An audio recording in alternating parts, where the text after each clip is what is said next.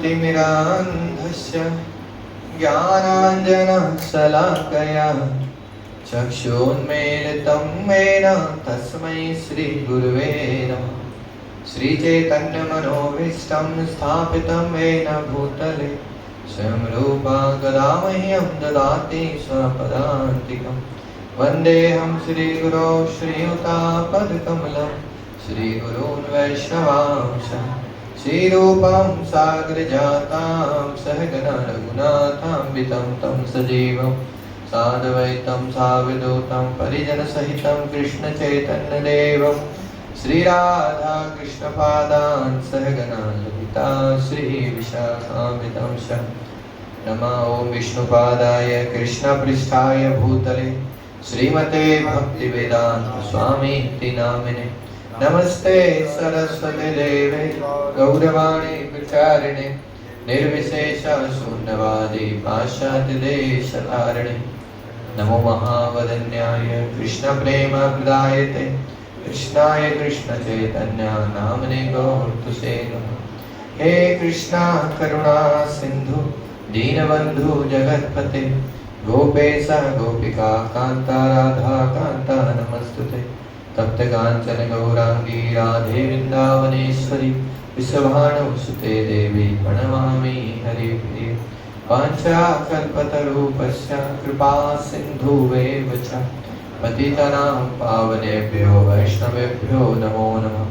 श्रीकृष्ण चैतन्य प्रभु नित्यानंद श्री अद्वैत गदाधर शिवासादि गौर भक्तवृंद।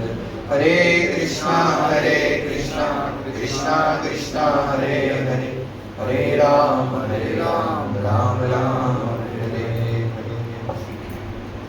Hare Krishna. Online devotees, sound is clear?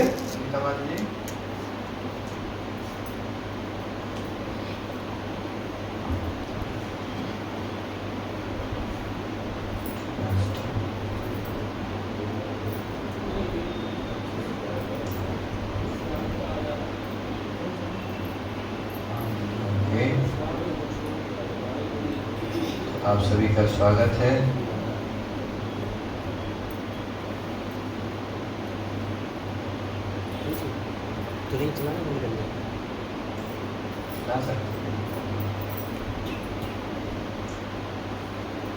तो आज हम एक विशेष टॉपिक पे चर्चा करने वाले हैं। पिछली बार किस विषय पर चर्चा हुई थी, आप लोग कोई बताना चाहेंगे?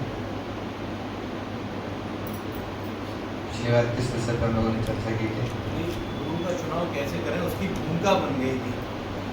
हाँ, तो क्यों गुरु आप जीवन में जरूरी है, अच्छा ये बताइए आप। एक स्पिरिचुअल मास्टर, एक गुरु का क्यों, क्या आवश्यकता है जीवन में?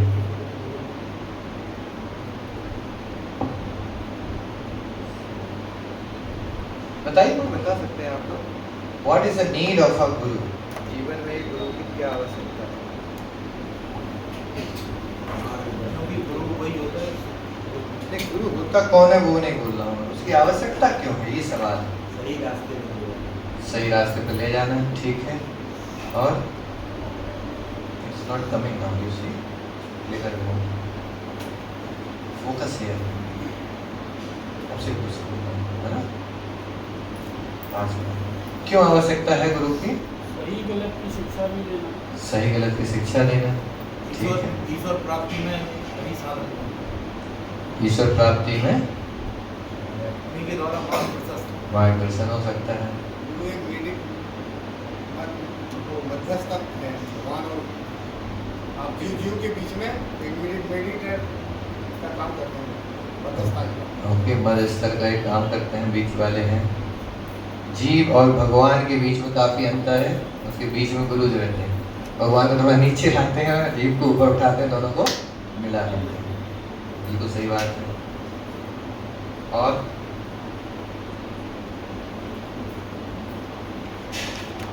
अन्य धर्मों में प्रॉफिट हो गई, अन्य धर्मों में प्रॉफिट की जो भूमिका है। अच्छा, क्रिश्चियन और अन्य धर्मों में प्रॉफिट होते हैं, तो हमारे भी कुछ तो प्रॉफिट होना ही चाहिए। अरे हरी बोली पुट, मैंने यहाँ से किया नहीं था, वो आवाज आएगा पुट जैसे कि कैसा। हाँ, प्रॉफिट होता तो कुछ तो प्रॉफिट गुरु करा ही देते हैं, ये भी ठीक है। और आप बताइए गुरु की आवश्यकता क्यों है जीवन में? जीवन जीने के लिए मार्गदर्शन की आवश्यकता है कि हम सही रास्ते तो अपनी बुद्धि से हम पता नहीं कर सकते हैं सही रास्ता क्या है। बुद्धि तो सही जगह में लगाने के लिए गुरु चाहिए। बुद्धि तो सबके पास है, कई जगह चली जाती कहीं जगह भटकती है। कई जगह बुद्धि भटक जाती है। सही लक्ष्य मतलब सही तो गुरु ही बताएगा, बुद्धि कहाँ लगाओ कैसे लगाओ। ये भी ठीक है, चलो गुरु ही बताएगा बुद्धि को कहाँ लगाना है। तो बुद्धि मतलब लगानी है, लेकिन गुरु की दिशा निर्देश में लगानी है। सही है, ठीक है, बहुत अच्छा पॉइंट। तो ऑनलाइन भी आप लोगों को पीपीटी दिख रही है, ऑफलाइन भी दिख रही है। Now let us discuss in detail about this subject matter which is very very important. ये विषय बहुत आवश्यक है कि एक गुरु की वास्तव में आवश्यकता क्यों है। अभी तक हम लोगों ने बताया थोड़े बहुत आंसर जरूरी है, दिशा निर्देश देना है, सब है, लेकिन अगर इतना ही पता होता हमको तो पिछले 20 सालों से भटक नहीं होते अकेले बिना दिशा निर्देश के। गलत बात है, सही बात है। तो कहीं ना कहीं हमें ये बात पता है, मालूम है, लेकिन इतना ज्यादा लॉजिकली सिस्टमेटिकली इसका ज्ञान नहीं कि वास्तव में ये बहुत आवश्यक चीज है जीवन की। We just consider one of the part of life. Guru होना एक जीवन का एक हिस्सा है, होना ही चाहिए, सबके हैं, मेरे भी होने चाहिए, और नहीं होंगे तब भी चली रही है गाड़ी। एक ऐसा एक अंडरस्टैंडिंग है हमारे समाज में, है ना। आज बहुत आवश्यक इस सेशन से हम देखेंगे कि वास्तव में ये कोई ऑप्शन नहीं बट एक कंपल्सन है गुरु का होना। It is not just option but it's a compulsion, होना ही चाहिए, है ना। तो कैसे क्या क्या जरूरतें हैं आज पे चर्चा करेंगे। भगवत गीता में अर्जुन ने पूछा कि कैसे ज्ञान मिले मुझे, क्या तरीका है भगवान, आप बताइए। 4.34 most famous verse of Bhagavad Gita. तद विधि प्रणिपातेन, बोलिए, परिप्रश्नेन सेवया उपदेक्षन्ति ते ज्ञानम् ज्ञानिना तत्त्वदर्शिना। जैसे ही अर्जुन ने पूछा कि क्या तरीका है ज्ञान पाने का, मुझे ज्ञान चाहिए, नॉलेज चाहिए, तो भगवान ने सबसे पहले नॉलेज का बोला कि आप चैट जीपीटी से पूछो जाके। ऐसा नहीं बोला भगवान ने, या गूगल पर सर्च मार दो क्या है जीवन की समस्या, गूगल भी बताता है आंसर। भगवान ने नहीं बोला, भगवान बोले तद विधि प्रणिपातेन। पहले जाओ किसी गुरु को प्रणिपातेन, उनके चरणों में सर रख दो। प्रणिपातेन मतलब सरेंडर। मैंने अभी आपको चरणों में सर झुका दिया, मतलब मैं आपको एक महान अपने जीवन में व्यक्ति मान के आपकी दिशा चाहता हूँ। सम बॉयज हरी बोल आपसे गुरु पहला गुरु सर वार्निंग है स्टूडेंट, ऑल देम, उनकी भी क्लास है, यहाँ बैठ के सुना ध्यान से, है ना। और फिर क्या करो, पहले सर झुकाओ, प्रणिपात, प्रणिपात मतलब आई सरेंडर टू यू। उसके बाद परिप्रश्नेन, देन आस्क सवाल, तब सवाल पूछो। पहले शरणागति होनी चाहिए, आप समझ रहे ना। पहले हम स्वीकार करना चाहिए कि आप हमसे महान हैं, आपका ज्ञान हमसे महान है और आपकी हमें जरूरत है। पहले स्वीकार करो तब सवाल पूछो। परिप्रश्नेन, देन आस्क क्वेश्चन। समझ रहे हैं आप कितना इंपॉर्टेंट पॉइंट। फिर सवाल पूछने से काम हो जाएगा, सेवया नहीं, सेवा भी करो वहां जाके गुरु के आश्रम में। पहले गुरु जो सेवा है सेवाओं को करो, सरेंडर करो, तब आपके सवालों का उपदेक्षन्ति ते ज्ञानम, तब जाके आपको ज्ञान मिलना चालू होगा। और कैसे मिलेगा, ज्ञानी ना तत्व दर्शना, क्योंकि वो ज्ञानी है जिनने तत्व को देख रखा है, ऐसे व्यक्ति ही आपको ज्ञान दे सकते हैं। तो 3 चीजें ज्ञान प्राप्त करने का। सबसे पहला क्या तरीका है, सरेंडर, शरणागति। आपको स्वीकार करना ही पड़ेगा। आपके घर में म्यूजिक टीचर अगर आ रहा है तो आप जब तक स्वीकार नहीं करोगे आप मेरे टीचर हैं, जब तक आप सीख नहीं सकते उससे। दोस्त की तरह व्यवहार करना, हंसी मजाक करते रहना, you can not learn actually. आपको स्वीकार करना पड़ेगा, यस आप गुरुजी यहाँ बैठिए, मैं आपके नीचे बैठता हूँ, और ध्यान वो ज्ञान ऊपर से नीचे ट्रांसफर होगा। समझा। फिर ऐसा भी नहीं केवल इससे हो जाएगा, सेवया, सेवा भी करो, जो सेवा वो दे रहे हैं उनकी सेवा करना चाहिए। पहले गुरुकुल में बच्चे लोग पढ़ते थे तो सेवा होती थी कि नहीं, सुबह लकड़ियाँ लाना उनके लिए, और आप अभी सेवा बाद में करेंगे आप। तो सेवा होती थी कि नहीं? लकड़ियाँ लाना, आश्रम की सफाई करना और कपड़े धुलना, तब जाके फिर सवाल पूछे जाते थे, फिर प्रश्न करो आप। आज क्यों ज्ञान ट्रांसफर नहीं हो रहा? जैसे भागवत कथाएं होती है, क्यों लोगों को उससे सीख नहीं मिलती है? न सरेंडर है न सेवा है। रोजी आए, होर्डिंग लगी है, कथा हो रही है, आ जाओ, गए सब, ना उनको सरेंडर किया है, ना उनकी कभी सेवा करी है, और ना वो तत्वदर्शी भी है, उनको भी तत्व क्लियर नहीं है, बस ट्रांजिशन हो रहा है, बातचीत चल रही है, वो कुछ बोल रहे हैं, आप सुन रहे हैं, हाँ सही है सही है, बीच में अपने कमेंट्री चल रही है, उससे कोई ज्ञान ट्रांसफर नहीं होगा। इसलिए इस्कॉन में आप सिस्टम देखो, जैसे ही भक्त एक आध माला करने लगा, तुरंत हम लोग एक सेवा ढूंढते, उसको कुछ सेवा दे दो, आपको किचन में आना है, आपको फोन करना है। क्यों? क्योंकि सेवा से ही ज्ञान आपको उतरेगा अंदर। मतलब समझ रहे हैं ना? ये बहुत आवश्यक है। गुरु की सबसे बड़ी रिस्पॉन्सिबिलिटी है कि शिष्य को उसकी क्षमता के हिसाब से, समय के हिसाब से कुछ ना कुछ सेवा में लगाए, क्योंकि बिना सेवा को उसको ज्ञान उतरेगा ही नहीं अंदर। बहुत आवश्यक है। केवल क्लास ट्रांजेक्शन से वो काम नहीं चलेगा, नहीं, उसको सेवा देना पड़ेगा। नहीं तो नॉलेज तो चैट जीपीटी से पूछ लो, आजा गूगल पर डाल लो, हर चीज पता है क्या, आपको हर चीज मिल जाएगी, लेकिन वहाँ सेवा नहीं कर पाओगे आप। कभी होगा चैट जीपीटी की सेवा चल रही है, क्या सेवा करोगे आप उसकी? तो ज्ञान नहीं मिलेगा। समझ में आ रहा? नेक्स्ट, परिपात। परिपात मतलब समझ गए? मैं अपनी बुद्धि नहीं लगा रहा हूं अब आपके सामने, ये बड़ी बात है। मतलब आप बताइए क्या करना है मुझे, ये नहीं कि नहीं मुझे तो ऐसा लगता है। Give up our thoughts of idea. अपने प्लान, अपने विचार हम पहले साइड में रख देंगे। समझ में आ गया? तो इसको बोलेंगे परिपात। And except teachers idea. अब आप बताइए क्या सही है मेरे लिए। दिमाग कब लगाना चाहिए गुरु को ढूंढने में? जब तक आप सरेंडर नहीं कर रहे हैं, तब तक खूब दिमाग लगाओ, पूरा परखो, जानो, पहचानो। एक बार जब आपने सरेंडर कर दिया, स्वीकार कर लिया, उसके बाद दिमाग साइड में रखना चाहिए। फिर बुद्धि नहीं लगानी, फिर बुद्धि, गुरु की बुद्धि से काम करना चालू करना चाहिए। ये बहुत आवश्यक है, क्योंकि हर समय बुद्धि है तो वो टकराएगी। उनका आदेश कुछ आ रहा, हमारी बुद्धि कुछ बोले, नहीं ऐसा नहीं हो सकता। अरे क्या जाना, गुरु के कूड़े बहुत हो गए, आजकल जमाना बदल गया है। नहीं, जैसे ये टकरार चालू हुई, नॉलेज खत्म, वहीं पे ब्रेक लग गया। समझ में आ रहा? परिपात। परिप्रश्नेना, आज सवाल, चैलेंजिंग मूड में नहीं, अरे आपने ऐसा बोला मुझे तो लगता ही नहीं। नहीं, सवाल मतलब मेरी एक जिज्ञासा है, आप बताइए क्या। चैलेंजिंग मोड में सवाल नहीं होना चाहिए। गुरु को टेस्ट करने के लिए सवाल नहीं पूछना चाहिए, हंसी मजाक के लिए सवाल नहीं पूछना चाहिए, कॉमेडी करने के लिए सवाल नहीं होना चाहिए, है ना? परिप्रश्नेना, मेरी जिज्ञासा है, मैं जानना चाह रहा हूँ कुछ जीवन के तत्वों के बारे में, इसलिए मैं सवाल पूछ रहा हूँ, है ना? याद रखना, मैं सब पूछूंगा। अभी नोट्स भी आप लोग बना सकते हो अगर कुछ हो मोबाइल वगैरह प्रॉपर लिखना। कि पहला है सेवा, परिपात, दूसरा है प्रश्न, फिर सेवया। जब सवाल उठेंगे आपके, तो सवाल का जरूरी नहीं है वो जवाब आपको बोल के ही दें। हो सकता है एक सेवा दे दें आपको कि आप सेवा करो, और उस सेवा से आपको जवाब मिल जाएगा। ये होता है, आपने सुना होगा। मदन मोहन मालवीय भक्ति सिद्धांत सरस्वती ठाकुर के पास आए, गुरुपाद जी के गुरु के पास, उस समय 1930 के आसपास, 25-30 के आसपास। तो बोले मुझे बहुत ज़्यादा कुछ सवाल है आपसे पूछने हैं। बोले हाँ बिल्कुल, लेकिन सवाल के पहले थोड़ा किचन में जाके कुछ बर्तन पड़े हैं भगवान जी के, वो साफ कर दो आप, फिर सवाल पूछेंगे। बोला ठीक है। गए, 1 घंटा किचन में बर्तन साफ किए, पसीना आया, रगड़े, फिर वापस आए तो जाने लगे। तो भक्ति सिद्धांत बोले आप सवाल? बोले हो गया, उत्तर मिल गया, मुझे आंसर मिल गया। क्योंकि सेवा आंसर आ रहा, बहुत सारे सवालों का जवाब सेवाओं से मिल जाएगा, क्योंकि हृदय से भगवान बैठे हैं ना, वो आंसर तुरंत दे देते हैं अगर आप अच्छे से। इसलिए सेवा बहुत आवश्यक है।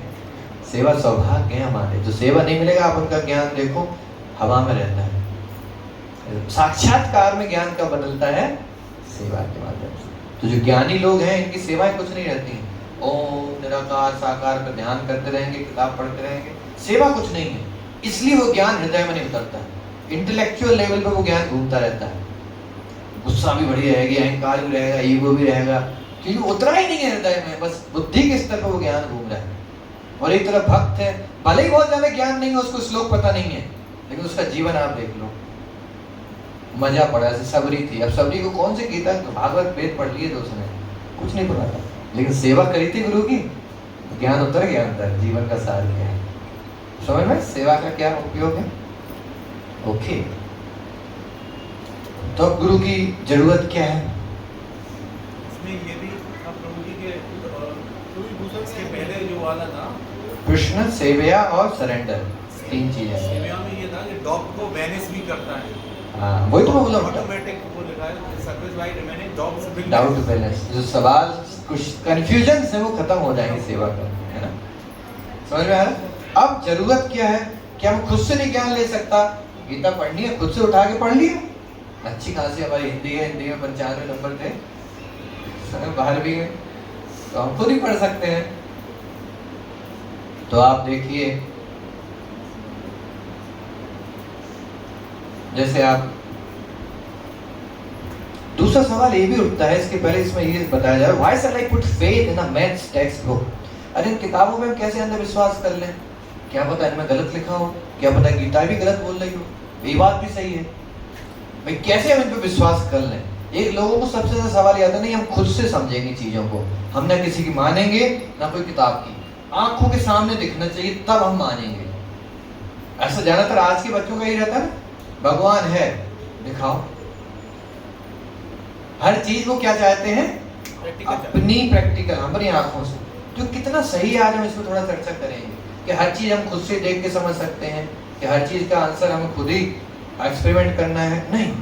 अब देखो बहुत सी ऐसी चीजें हैं जो आंख बंद करके विश्वास करते हैं, जैसे डॉक्टर आपको कैप्सूल देता है, कितने लोग कैप्सूल जाके दूसरे डॉक्टर से चेक करते हैं, देखो ये सही है, कुछ उल्टा सीधा करती है। कितने लोग इसको दवाइयों को खोल खा के पूरा एक्सपेरिमेंट करते हैं, चुपचाप खा लेते हो कि नहीं? तो अंधविश्वास एक तरीके से है।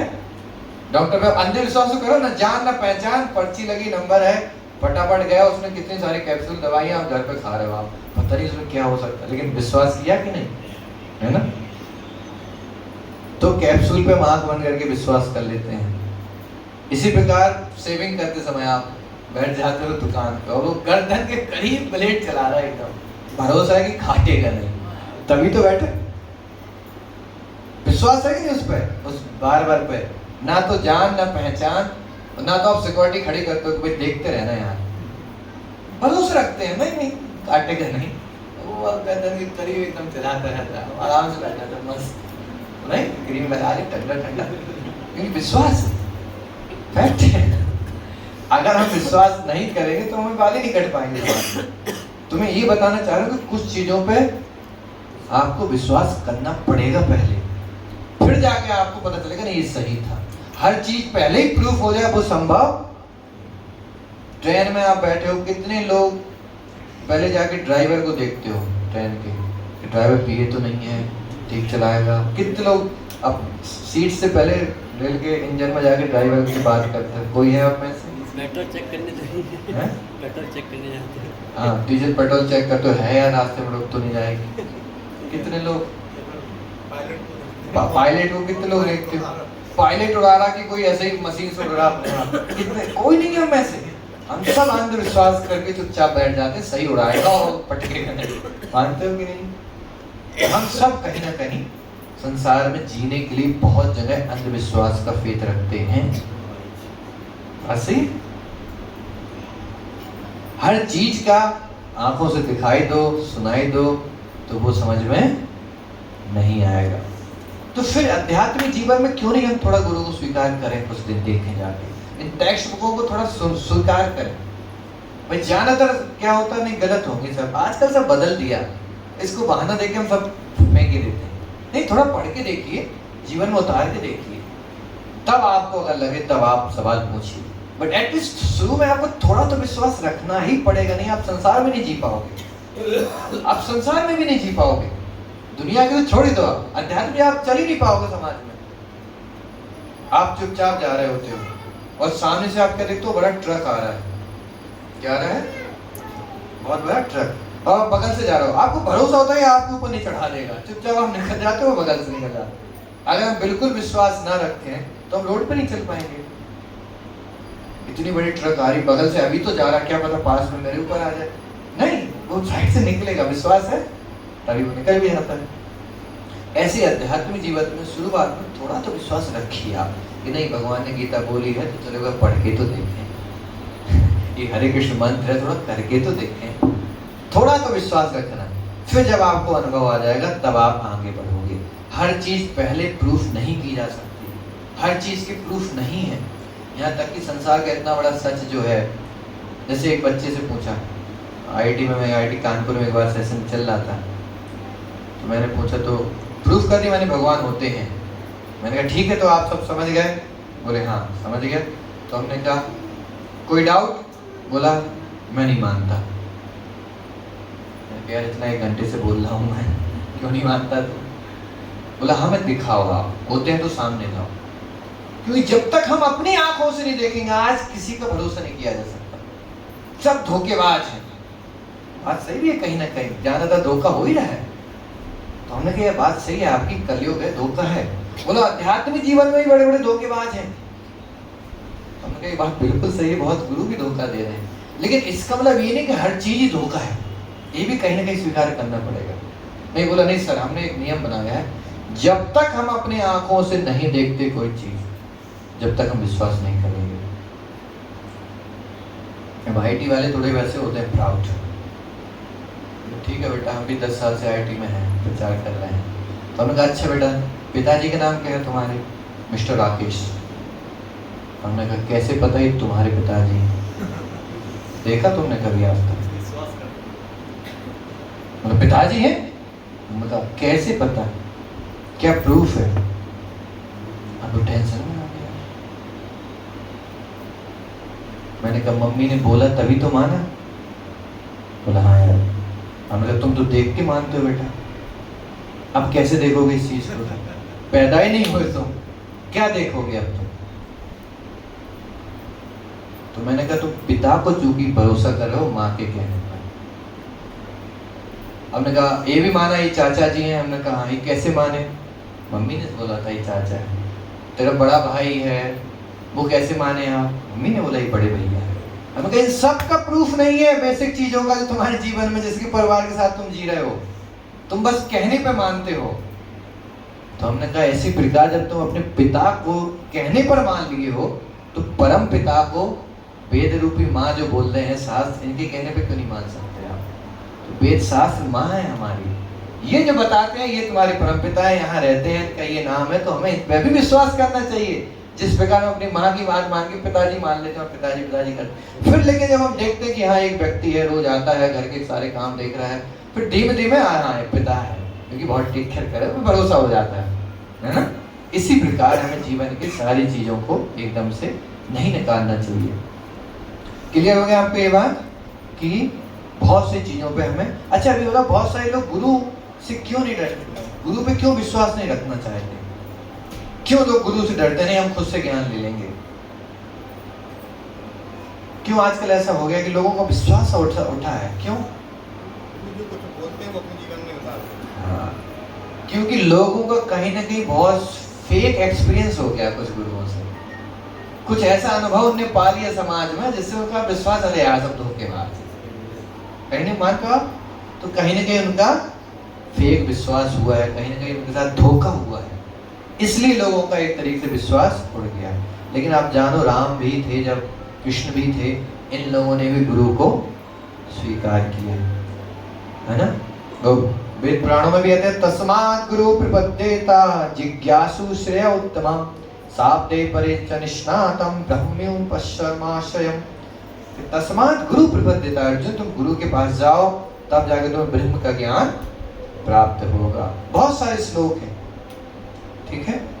अब गुरु, और आप देखो बड़े से बड़े महान लोगों को गुरु की जरूरत पड़ी है जीवन में, बड़े से बड़े महान व्यक्ति को। जैसे अर्जुन थे, अर्जुन कोई आम व्यक्ति नहीं था, he was very powerful person, इंद्रियों की बस में थी, उसको मन काबू में था, मन डिस्टर्ब नहीं था अर्जुन का, सब कुछ था। लेकिन ऐसे व्यक्ति को भी एंड टाइम पे जब उसके कर्म की परीक्षा होने लगी, उस समय उसको घबराहट हो गई, चिंता पड़ गई, फिर अचानक से वो भगवान कृष्ण की शरण में चले जाते हैं। तो इतने महान व्यक्ति को भी आप देखो कहीं ना कहीं जीवन में एक गुरु की आवश्यकता पड़ जाती। परीक्षित महाराज इतने महान राजा थे जो कली को पनिश करने लगे, कलयुग था ना उसको दंड देने लगे। इतने महान व्यक्ति को भी जब 7 दिन बचे जीवन के तो हैरान हो गया, मैं कहाँ करूँ, क्या करूँ 7 दिन में। तो फिर किसकी जरूरत पड़ी? सुखदेव गोस्वामी की जरूरत पड़ी। ऐसे बड़े बड़े आप उदाहरण उठा लो, सिकंदर का भी गुरु थे। बड़े बड़े राजा दशरथ महाराज जैसे जो 10 दिशाओं में राज्य करते थे, उनके यहाँ भी अक्सर जब समस्या आती तो वशिष्ठ मुनि और विश्वामित्र गुरु रहते थे। हर जगह आप देखो कोई कितना भी भौतिक रूप से संपन्न क्यों ना हो, एक गुरु हमें लगेगा ही लगेगा। क्योंकि एक पॉइंट जीवन में ऐसा आएगा जहाँ पे हमारी बुद्धि काम करना बंद कर देगी। ये पॉइंट सबके जीवन में आता है और आजकल तो हर 2-3 दिन में बुद्धि काम करना बंद कर ही देती है। हर 10-5 दिन में एक ऐसी स्थिति बन जाती है, माहौल समाज के द्वारा, घर के द्वारा, कि बुद्धि काम करना बंद। फिर ऐसे में लोग ऑनलाइन सहारा लेते हैं, चैट जीपीटी का, गूगल का, भाई बता दो मैं क्या हूँ, इनका सहारा लेते हैं। आप मुझे बताओ मुझे क्या करना है, नहीं कर पाएंगे लोग मदद आपकी, क्योंकि ये ह्यूमन नहीं है और आप ह्यूमन है। मशीन से हम अपने हिसाब से काम करेंगे, हम मशीन नहीं है, बस इतना अंतर, वो लोग समझ नहीं पाएंगे कभी। पॉइंट समझ में आ रहा है आपको? ये क्लियर हुआ? किसी को डाउट इसमें? जरूरत गुरु की क्यों होना चाहिए? फिर हम आएंगे तो गुरु चुने कैसे, फिर जरूरत है तो कैसे चुने, कौन सही है कौन फेक, अभी उस पर आएंगे। मेन टॉपिक आज का वही है हमारा। ये क्लियर हो गया सबको? कोई इसमें डाउट कंफ्यूजन मत लीजिए, मत लीजिए, आगे सुनोगे आप। और कोई कंफ्यूजन? ओके, नाउ तो let us see what is the test of guru. चुने कैसे, कौन सही है, बड़ी दाढ़ी हो, बाल बड़े हो, जटाएं हो एकदम 2-2 किलोमीटर की, एकदम लहराते नहीं कुंभ में, देखा आपने जटा चल रही बाबा जी की, अरे यार बड़ा गुरु लग रहा है, बड़ी बड़ी जटाएं हैं, बाल है ही नहीं, अरे फर्जी गुरु है, बाल ही नहीं है। या फिर धोती कुर्ता एकदम पहना है, अच्छे गुरु है। कुछ नहीं पहने हैं, कॉपी में घूमे नागा बाबा, ही अच्छा नहीं है। क्या पहचान है, कैसे हम, अच्छा हम लोग कैसे जज करते हैं गुरु को आज के डेट में? आप लोग बताओ ईमानदारी से, आज के डेट में हम जब गुरु सोचते हैं तो हम क्या बहुत जल्दी विचार आते हैं, हाँ यार सही गुरु हो, ये अच्छे हैं। क्या क्या पैरामीटर्स हम देखते हैं? फॉलोवर देखते हैं यूट्यूब पे कौन चल रहा है। सबसे ज्यादा आजकल फॉलोअर कितने हैं ऑनलाइन, मानते हो कि नहीं? व्यूज, इन गुरु को कौन सुनता है? दूसरा, विदेश से फॉरेन रिटर्न कौन है? गुरु भी फॉरेन रिटर्न होना चाहिए। विदेश भी जाते हो, हाँ ये लग रहा तगड़ा है, विदेश में जाते हो। और क्या क्या देखते हैं? इंग्लिश ही बोलते हो, अंग्रेजी भी बोलते हो, अंग्रेजी बोलते हो तो पक्का पहुंचोगा गुरु, पूरा वेद पढ़ लिए लग रहा है। बाय द वे वेदों में अंग्रेजी नहीं सिखाई जाती। कुछ समाज सेवा के काम करते हैं लोग, गौ आश्रम या अनाथ आश्रम, वृद्धाश्रम। हाँ, कुछ समाज सेवा के काम करता है कोई व्यक्ति, देखा वो गायों को गले लगाते रहते हैं अक्सर, वो मेरी तो गौ माता है, तो हाँ अच्छे हैं, अच्छे गुरु जी। और क्या क्या है? तो अपने हिसाब से देखते हैं कि जो ज्ञान वो सुना रहा है वो स्वरूप में कितना है, ज्ञान उतार अपने जीवन में है इनके राजा जी के पॉइंट। हम ये देखते हैं कि जो बोल रहे हैं वो उनके जीवन में कितना उतरा है।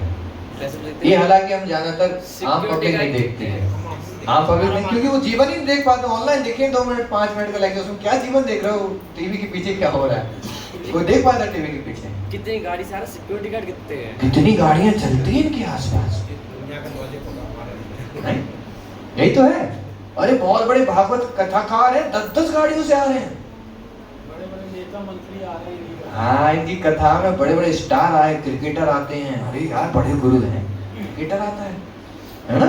ये तो हमारी तो ये अंडरस्टैंडिंग है कि नहीं आज से समाज में, उनसे ही दीक्षा लेंगे जाके, बहुत महान है। हाँ सिक्योरिटी है। लेट अस सी नाउ, तो ये भी ठीक है, हमारे अंडरस्टैंडिंग है, बट आज हम ये देखेंगे वास्तव में क्या एक लक्षण होना चाहिए गुरु के। तो आप सभी लोग ध्यान से इसको सुनेंगे।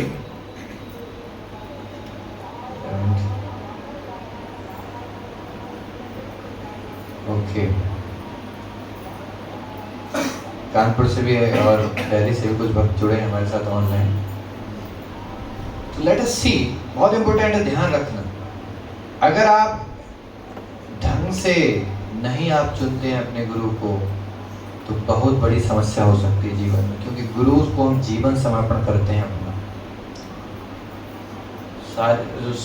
शादी संबंध है, जो वैवाहिक संस्कार है, वो केवल एक जन्म का होता है। गुरु से संबंध हमारे जन्मों जन्मों के होते हैं, जन्मे जन्मे प्रभु से ही। अगर एक बार हमने गुरु चुन लिया तो वो जन्म जन्म के होते हैं, और कहीं धोखाबाज गलत हो गया हमारे साथ तो जन्म जन्म हमारे सड़ जाते हैं नरक में, जन्म जन्म के लिए हम छूट जाते हैं। जो एक चांस मिला था मनुष्य जीवन का वो मिस हो जाता है एक्चुअली, अगर गलत गुरु पड़ जाए। ये भी बहुत आवश्यक है समझना। अगर सही गुरु रहे तो जन्म जन्म का जो हमारा चांस है वो सुधर जाएगा, और गलत हो गया तो वो मिस हो जाता है एक्चुअली। इसलिए बहुत इंपॉर्टेंट है। मैं हमेशा उदाहरण देता हूँ, सब्जियाँ भी खरीदने जाते हैं, आलू टमाटर कितना परखते हैं उसको, टमाटर को चारों ओर से। अरे इसमें दाग लगा, वापस करो, 2 रुपए का टमाटर हो आलू। हम उसमें ध्यान लगाते हैं, बुरा न मान।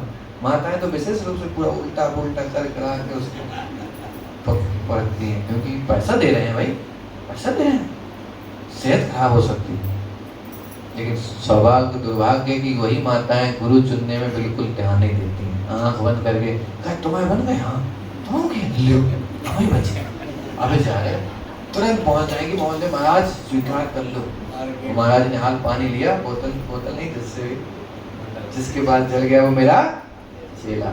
अब माता जी खुश, आज से हमारी पूजा लगेगी जी। बड़ा खतरनाक शब्द हमने सुना, पूजा नहीं लग रही, कहाँ लग रही, किसको लग रही, आज तक समझ नहीं आया। हमारे भारत में कहा पूजा नहीं लगती तुम्हारी जब तक, तो बड़ी समस्या है ये। तो हम गुरु इसलिए बनाते हैं पूजा लग जाए, पता नहीं किसको नहीं लगती। अब एक और मुझे 3 गुरु होने चाहिए पूजा जी, और एक फैला है वो उस पर नहीं आएंगे एक बैठ के अभी। तो आप देखो गुरु के लक्षण क्या, तो वास्तव में पूजा की बात तो अलग है, लेकिन गुरु की इंपोर्टेंस हमने सुना। अब देखो गुरु के लक्षण, बहुत ध्यान से सुनना। ऐसे लक्षण मैं बता रहा हूँ जो आप दूर से देख सकते हो, अच्छा ये चीजें हैं दूर से। भक्ति में कितना उन्नत है वो आप पहचान नहीं सकते दूर से। बाहरी से आप भक्ति किसके अंदर कितना प्रेम है भगवान के प्रति वो कोई नहीं देख सकता, वो आप कैसे देखोगे, कोई मशीन नहीं आती। तो कुछ ऐसे लक्षण मैं बताऊंगा जो बाहरी लक्षण है, उनसे आप पहचान लेंगे कि हाँ ये सही है कि नहीं। पहला, गुरु must have heard the truth in a disciplic succession. गुरु एक परंपरा में आने चाहिए, सबसे पहला लक्षण है बोनाफाइड। जो प्रमाणिक गुरु है वो परंपरा में आना चाहिए। परंपरा क्या होती है, जैसे यूनिवर्सिटी होती है, यूपी बोर्ड से एफिलिएटेड है, कॉलेज सीबीएसई बोर्ड से, ऐसी भगवान ने 4 परंपराएं बनाई हैं जिनमें भगवान ने आध्यात्मिक ज्ञान, परम सत्य को प्राप्त करने का ज्ञान दिया है। उन परंपरा के माध्यम से ही वो ज्ञान नीचे उतरता है। कौन कौन सी वो 4 परंपरा हैं? ये ऑथराइज 4 ऑथराइज संप्रदाय है। संपदा विहाना ये मंत्राते विफलामते। संपदाओं के अलावा अगर कोई गुरु आपको मंत्र देते हैं तो वो विफल हो जाता है, इस शास्त्रों का नियम है। कोई गुरु अगर संप्रदाय में नहीं है और आपको मंत्र दे दिया जाओ गुरु मंत्र, वो विफल है, वो काम नहीं करेगा, ये आवश्यक है। मैं कई बार बता रहा हूं, उसको मंत्र वही मंत्र होते हैं, लेकिन किस संप्रदाय से मिल रहे हैं, संप्रदाय से मंत्रों में शक्ति आती है। जैसे हरे कृष्ण मंत्र कोई बस चल के सुन लिया यूट्यूब से चलते फिरते, उसका इतना इफेक्ट नहीं आएगा। जब एक प्रमाणिक गुरु के द्वारा, वैष्णव के द्वारा वो मंत्र दिया जाता है, उसमें शक्ति होती है। संप्रदाय विहीना मंत्र निष्फला, कोई फल ही नहीं उस मंत्र के। तो इस संप्रदाय के गुरु होना ही चाहिए। अब संप्रदाय कौन सी हैं, ये देखो श्लोक आता है, श्री ब्रह्मा रुद्रासन का वैष्णवाशिति पावनः चत्वारस्ते कलौ भव्या हे उत्कलय पुरुषोत्तम रामानुजा श्री स्विचक्रे मध्वाचार्यं चतुर्मुखा श्री विष्णु स्वामी रुद्रो निम्बादित्यं चतुःसनः। श्री ब्रह्म संप्रदाय, रुद्र संप्रदाय, चतुष्कुमार संप्रदाय हैं, श्री संप्रदाय, लक्ष्मी संप्रदाय। तो 4 संप्रदाय हैं, श्री ब्रह्म रुद्र सनन। इनके गुरु कौन कौन है? रामानुजाचार्य, श्री संप्रदाय के प्रमुख आचार्य कौन है? रामानुजाचार्य। रुद्र संप्रदाय के मध्वाचार्य, तो ब्रह्म संप्रदाय, हाँ ब्रह्म संप्रदाय के मध्वाचार्य। रुद्र संप्रदाय के विष्णु स्वामी, और सनक संप्रदाय के, चतुष्कुमार संप्रदाय के निम्बार्काचार्य। तो ये 4 प्रमाणिक संप्रदाय हैं। ये देखो, आप देखो साथ साथ श्री संप्रदाय जो लक्ष्मी जी से संप्रदाय चालू, लक्ष्मी जी ने चालू की है परंपरा, जिसमें उन्होंने वो ज्ञान दिया है जिस ज्ञान के माध्यम से भगवान विष्णु को प्राप्त किया जा सकता है। आप समझ रहे, ऊपर से चालू होती है, बड़े लोग चालू करते हैं।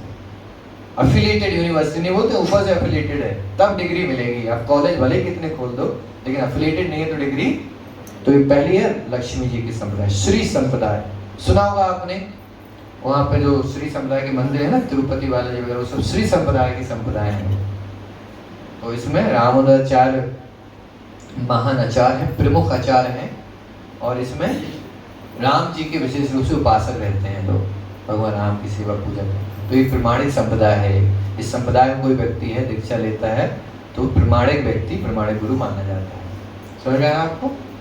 दूसरी है ब्रह्म संप्रदाय, जो ब्रह्मा जी ने चालू किया संप्रदाय।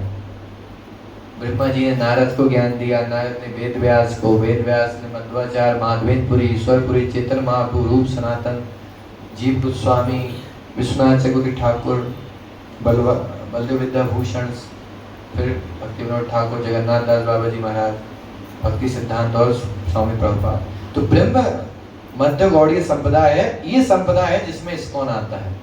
हमारा इस्कॉन किस संप्रदाय से जुड़ा है? ब्रह्म मध्य गौड़ीय संप्रदाय, जिसके प्रमुख आचार्य कौन है? ब्रह्मा जी। प्रभुपाद जी संप्रदाय में 36वें गुरु हैं, 36वें 32वें शायद गीता में है। भगवद गीता आप देखोगे तो उसमें भूमिका के पहले ही दे रखा है प्रभुपाद जी, परंपरा हमारी दे रखी है भूमिका में।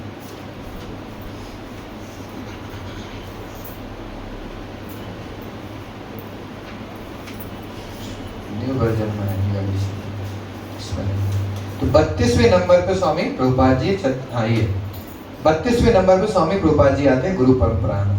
तो सबसे पहले ज्ञान कृष्ण भगवान ने ब्रह्मा जी को दिया, फिर ब्रह्मा जी ने परंपरा नारद, व्यास, मध्व, नरहरि, अदोक्ष, जयतीर्थ बहुत मिला के 32वें स्वामी प्रभुपाद जी हैं। तो ये दूसरी तीसरी संप्रदाय है रुद्र संप्रदाय, जिसमें भगवान शिव से परंपरा चालू हुई है। भोलेनाथ जी ने, इसलिए मैं बोला था इनको गुरु माना करो, क्योंकि ये गुरु ही वास्तव में देखा जाए वैष्णवों के, क्योंकि इनने परंपरा चालू की भगवान को प्राप्त करने की। तो विष्णु स्वामी इनके आचार्य हैं। चौथी है निम्बार्काचार्य, निम्बार्का स्वामी की संप्रदाय, जिसमें चतुष्कुमार, ब्रह्मा जी के 4 बेटे हैं जो सनक, सनातन, सनातन, सनत कुमार। तो इन लोगों ने संप्रदाय चालू की। ये प्रमाणिक संप्रदाय हैं जो साकार ब्रह्म की उपासना करती हैं, भगवान के रूप को मानती हैं। बकाया निराकार है अलग संप्रदाय शंकराचार्य वाली, और फिर सोनन वो अलग है, लेकिन ये साकार ब्रह्म के उपासक की 4 प्रमाणिक संप्रदाय हैं। क्लियर है? तो जो वास्तव में भगवान कृष्ण राम को, विष्णु को मानने वाले लोग हैं, वो कहीं न कहीं संप्रदाय में ही आने चाहिए, तभी उनका ज्ञान प्रमाणिक माना जाएगा, तभी उनका मंत्र काम करता है, तभी वो हमारे जीवन में बदलाव लाता है। ये क्लियर हुआ? तो पहला गुरु का लक्षण क्या है? वो 4 संप्रदायों में आना चाहिए। आराम से पता कर सकते हो आप, कोई व्यक्ति आप फटाफट उसको पता कर लो किस संप्रदाय में। अक्सर आप देखो 80% की कोई संप्रदाय नहीं है, हम ही ने संप्रदाय चालू कर दी। ऐसा नहीं होना चाहिए। आप संप्रदाय चालू नहीं कर सकते, आप ज्ञान चालू नहीं कर सकते, या फिर मेरे गुरु को साक्षात्कार हुआ और उनने पूरी परंपरा चालू कर दी है, ये भी नहीं होना चाहिए। क्योंकि परंपरा का अधिकार केवल ऊपर वालों को है। कृष्ण को कैसे प्राप्त करना है वो कृष्ण ही बताएंगे, आप नहीं बता सकते। जैसे आप कोई भी स्कूल खोल दो अपने यहाँ कि आओ हम 10 की डिग्री देने लगे, दे सकते हो 10th का 12th की, क्यों? बोर्ड से मान्यता मिलना चाहिए। तो परंपरा मतलब अफिलिएटेड बोर्ड है ये, जैसे अपने यहाँ बोर्ड, वहाँ मान्यता होना ही चाहिए आपके स्कूल की, फिर भले ही आप कर सकते हो। समझ में? आप महान आचार्य हो सकते हो, खुद में बहुत महान भक्त हो सकते हो, लेकिन उसका मतलब ये नहीं कि आप परंपरा चालू कर दो। ये भी बहुत इंपॉर्टेंट पॉइंट है। अरे बहुत सिद्ध बाबा जी हैं, कृष्ण से बात करते हैं, बिल्कुल बात करते हैं, लेकिन परंपरा चालू नहीं कर सकते आप। बहुत ध्यान से समझिए, बहुत इंपॉर्टेंट लॉजिक है। हम देखते नहीं परंपरा, हम तो बस महान है, साधु, अच्छी सिद्धि है। अरे भाई सिद्धि तो क्या होगा? कोई मैथ का बहुत अच्छा टीचर हो सकता है, लेकिन वो डिग्री नहीं दे सकता 10th की। 10th में पढ़ा देगा एक्सपर्ट, एकदम सवाल हटा देता है, तो क्या डिग्री देने का अधिकार है उसका? तो आप महान गुरु हो सकते हो, मतलब भक्त हो सकते हो खुद में, बट आप दूसरों को डिग्री बांट के परंपरा में जोड़ देंगे हम तुम्हें, वो सब आप नहीं कर सकते। ये कॉन्सेप्ट क्लियर हो रहा है? क्लियर हुआ? जैसे मीराबाई थी, बहुत महान भक्त थी, संप्रदाय चालू नहीं की उन्होंने। सूरदास लोग थे, महान भक्त थे, परंपरा चालू नहीं की, क्योंकि वो अधिकार नहीं है आपको, आप कुछ भी बने रहो। ये बहुत इंपॉर्टेंट समझना है आना, लेकिन हम इस पे कभी जोर नहीं देते। अरे बहुत पहुंचे हुए संत हैं, हाँ मारे आप बहुत अच्छे टीचर हैं गणित के, लेकिन आप डिग्री नहीं बांट सकते हो भाई, हम डिग्री देना चालू करें 10वीं, वो आपका अधिकार। Understand the point? Is it logical? समझ आ रहा है ना आपको बात? ये लिखते रहना, जो जीपीटी के मेंबर्स हैं specially, you should make notes, examples, analogies में दे रहा हूं, वेरी इंपॉर्टेंट। समझ में आ रहा है आपको पूरा कॉन्सेप्ट? तो पहला, अब आप 80% साइड अपने आप हो जाएंगे गुरुजी, आज के मॉडर्न जो गुरुजी 80%, क्यों 80% आउट ऑफ परंपरा है। कुछ तो हमें एकदम ज्ञात हुआ, स्वप्न में आई राधा रानी और बोल दिया ऐसा करो, हमने परंपरा चालू कर दी। नहीं नहीं सर, भगवान अपने नियम खुद नहीं तोड़ते। नहीं तो फिर चेतन महाप्रभु आए, भगवान थे, उनने भी परंपरा चालू, क्योंकि उन्हें पता है हम क्यों नियम तोड़े, हमारे बनाए हुए। तो वो ब्रह्म मध्य संप्रदाय में इस परंपरा में आके गुरु स्वीकार किया उन्होंने। समझ, ये बहुत इंपॉर्टेंट है समझ पाना बात। भगवान भी आते हैं तो नई परंपरा चालू नहीं करते, फिर आप कौन हैं? इतने बड़े हो गए हैं आपके, अपने आप परंपरा चालू करने लगे। भगवान कितने अवतार आते हैं, नई परंपरा चालू नहीं करते, क्योंकि पृथ्वी की शुरुआत में, ब्रह्मांड की शुरुआत में उनने ही परंपरा बनाई थी। बस वो अपने नियम बना रहे, उसी सिस्टम में चलती हैं चीजें। बार बार बीच बीच में नहीं चालू कर देंगे, हम तो खुद ही भगवान है, कुछ नया चालू नहीं सर, नहीं, आपका अधिकार नहीं है। ये बहुत इंपॉर्टेंट है समझिए। तो फिर गुरु का अधिकार हो ही नहीं सकता नई परंपरा चालू करने का। Understand whole point? पहला क्लियर। दूसरा आप देखो, बहुत इंटरेस्टिंग है, he does not bluff but he speaks from scriptures। वो कुछ भी नहीं बोलते, जो प्रमाणिक गुरु हैं वो शास्त्रों के आधार पर बात करते हैं। उनके प्रवचन, उनके सिद्धांत, उनका सजेशन, गाइडेंस किसके आधार पर रहता है? शास्त्रों के। कभी ऐसा नहीं बोलेंगे कि मुझे लगता है गीता में ऐसा ऐसा होना चाहिए। भगवान हालांकि बोल नहीं पाए, समय कम था, मैं बता रहा हूँ ये बात। ऐसा कभी नहीं हो सकता। आप समझ रहे हो? दुर्भाग्य ये, आप देखो बहुत से गुरु ऐसे हैं जो वेद व्यास को कभी कभी बोलते हैं कि थोड़ा मिस हो गया, उनसे गलती हो गई, मैं कुछ नई चीज बता रहा हूँ जो वेद व्यास ने भी नहीं बताई। ओहो, इतने महान हो गया। अब वो तो पंचम वेद लिखे पड़े हैं महाराज। पंचम वेद क्यों? 4 वेद में बहुत सी चीजें मिस हो गई, तो हम पंचम वेद लिख रहे हैं। अरे आप इतने महान हैं, आप वेद लिख दिए, जो वेद व्यास मिस कर गए वो आप लिख दिए। ओह, दैट इज ब्लफिंग, चीटिंग है ये। ऐसा धाम बताएंगे हम भगवान का जो आज तक किसी ने सुना ही नहीं, ना किसी वेद में ना पुराण में है। क्यों ऐसा क्यों नहीं वेद पुराणों में? लिख नहीं पाए लोग, तो हम बताएंगे एक परम धाम है। अरे कौन से वेद पुराणों में है? नहीं, वेद व्यास ने मिस कर दिया। हमारे गुरु ने एक वेद लिखा, उसमें है ये बोगस। कृपा जी सीधा हाइपोथेटिकल, सीधा कृपा जी से बोगस, वी डोंट बिलीव। एक ऐसा अवतार भगवान का बताएंगे जो आज तक किसी शास्त्रों में नहीं है, हम बताएंगे, हम लिखेंगे बोगस। नया चालू आप कर ही नहीं सकते। क्यों? क्योंकि भगवान ऑलरेडी सिस्टम बना चुके हैं। सीबीएसई बोर्ड से, यूपी बोर्ड से, इनकी बुक्स फिक्स हैं, क्लासेस फिक्स हैं, सिलेबस फिक्स है। आप क्या नहीं नया बीच में चालू कर रहे हो? आप नहीं कर सकते। इसी प्रकार आध्यात्मिक जीवन भी बहुत बड़ा शिक्षा का विषय है। आप कुछ भी, कोई भी किताब कहीं भी ऐड कर दिया, कोई मंत्र कहीं भी डाल दिया, आप नहीं कर सकते ऐसा। No, that is not bona fide. कर सकते हो लेकिन उसका रिजल्ट नहीं आएगा। कर लो आप, लेकिन उसको फल नहीं आएगा। ठीक है? तो शास्त्रों से बोलते हैं गिव शिक्षा, डोंट जस्ट गिव दीक्षा।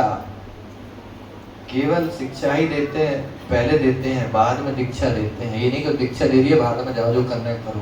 कभी कोई ज्ञान नहीं, कभी कोई सच्चाई नहीं बताना, बस दीक्षा ले जाओ हमसे, चेले बन जाओ हमारे। दैट इज नॉट अ गुरु। गुरु मतलब शिक्षा पहले रहेगी उसकी। सुनो, पहले आप सुनो जीवन की बात। जब सुन के आप पक जाओगे तब वो स्वीकार करेंगे आप। और बिल्कुल ऐसा भी नहीं कि क्रिकेटर आ गया कोई तो उसकी क्रिकेट की बड़ाई करने लगे, यही धर्म है, यही भक्ति है। राजनेता आ गए कोई, तुम सही कर रहे हो, राजनीति करो, यही भक्ति है। बिलफ नहीं बोलते हैं वो जो शास्त्र में है तो है, आप कोई भी बने रहो। लेकिन जानकर हमारे समाज में ऐसा ही होता है, ऑडियंस के हिसाब से लेक्चर बना जाते हैं।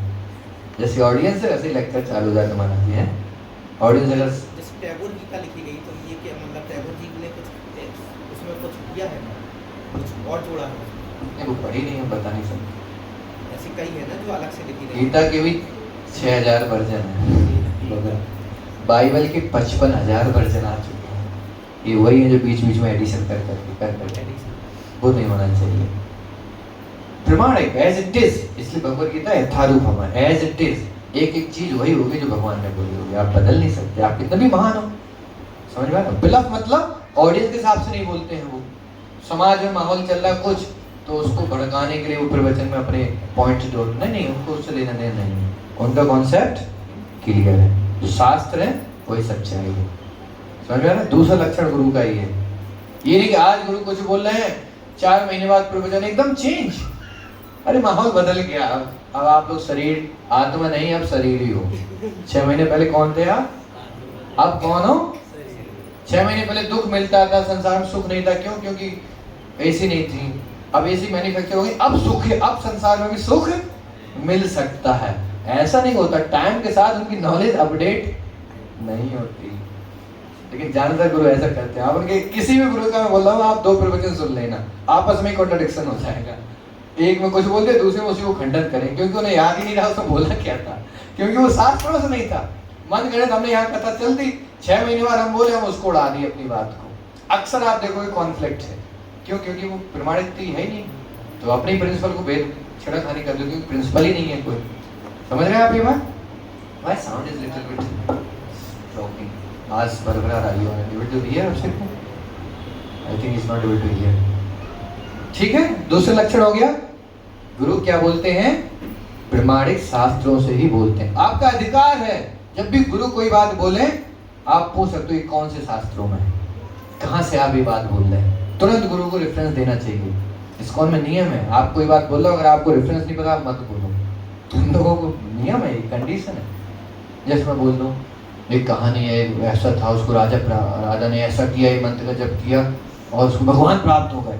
तुरंत ऑडियंस को पूछना चाहिए, आपको जवाब देना चाहिए ये पद्म पुराण की स्टोरी है, पद्म पुराण में ऐसा वर्णन आता है, ये भगवत गीता के 15वें श्लोक अध्याय में ऐसा लिखा है। तुरंत आपको इस रेफरेंस देने से, वकील नहीं बोलता है, धारा इतने के अनुसार जज साहब ये निर्णय आना चाहिए, धारा के अनुसार तब तो आपकी बात प्रमाणिक है। अगर तक मुझे लगता है कि माहौल के हिसाब से ऐसा होना नहीं, आप इतने बड़े बुद्धिमान नहीं बने। क्लियर? समझ में आ गया? प्रमाणिकता शास्त्रों का रेफरेंस होना चाहिए। हमने कोई मंत्र बोला है कि हरे कृष्ण मंत्र जप करो, तुरंत सवाल कहाँ से है ये, तो हम आपको 10 प्रमाण देंगे, कली संतरण उपनिषद में, ये ब्रह्म पुराण में, ये पुराण में, ये सब दिया गया है तुरंत। अब एक भक्त है, रिसेंटली उन्होंने कुछ साल पहले कलकत्ता में एक मंत्र बना दिया, बोले चेतन महाप्रभु भी हैं यहाँ, नित्यानंद प्रभु भी हैं, गौर निताय भी हैं, राधा कृष्ण भी हैं, सीताराम भी हैं, तुम्हें हरे कृष्ण मंत्र में केवल सीताराम ला और जहाँ वो राधा कृष्ण है, तो उन्हें एक मंत्र बना दिया, कौन सा मंत्र है वो बना दिया, वो याद नहीं है, भज गौर निताय राधे श्याम, बोलो सीता कृष्ण, बोलो हरे कृष्ण हरे राम, भज गौर निताय राधे श्याम, बोलो हरे कृष्ण हरे राम। गुरु बोला सब बैलेंस है ना, सब आ गए ना, सब आ गए, ये मंत्र है, इसमें तुम जप करो। कौन सा मंत्र है माता जी? भज गौर निताय, गौर निताय आ गए, राधे श्याम, और तुम्हारा हरे कृष्ण वाला भी हम वो भी लेके चल रहे हैं, बोलो हरे कृष्ण हरे राम। गुरु जी ने सारे एडजस्ट करके मंत्र बना दिया। नहीं, खिचड़ी नहीं बनाना है कि जो भी सब्जियां बची हैं सब डाल दो उसमें, हाँ माला से, उनकी सारे फॉलो इसी की माला करते हैं। बस हरे कृष्ण हरे राम, बोलो सीता कृष्ण, बोलो राधे कृष्ण राधे श्याम, बोलो हरे कृष्ण हरे राम। अब तुरंत मुझे कौन से शास्त्र में मंत्र दिया? नहीं, शास्त्र में नहीं दिया, हमारे गुरुओं को आभास हुआ, तो वो आभास गुरु जी को ही रहने दो, वो आभास नीचे तक ना पहुंचा हुआ। समझ में आ रहा है पॉइंट? बेटा गेट लगाओ, दूसरा गेट। समझ में आ रहा है? क्लियर हो गया ये पूरा? ओके, नेक्स्ट दूसरा पॉइंट समझ गया, he should not will us, he should speak from।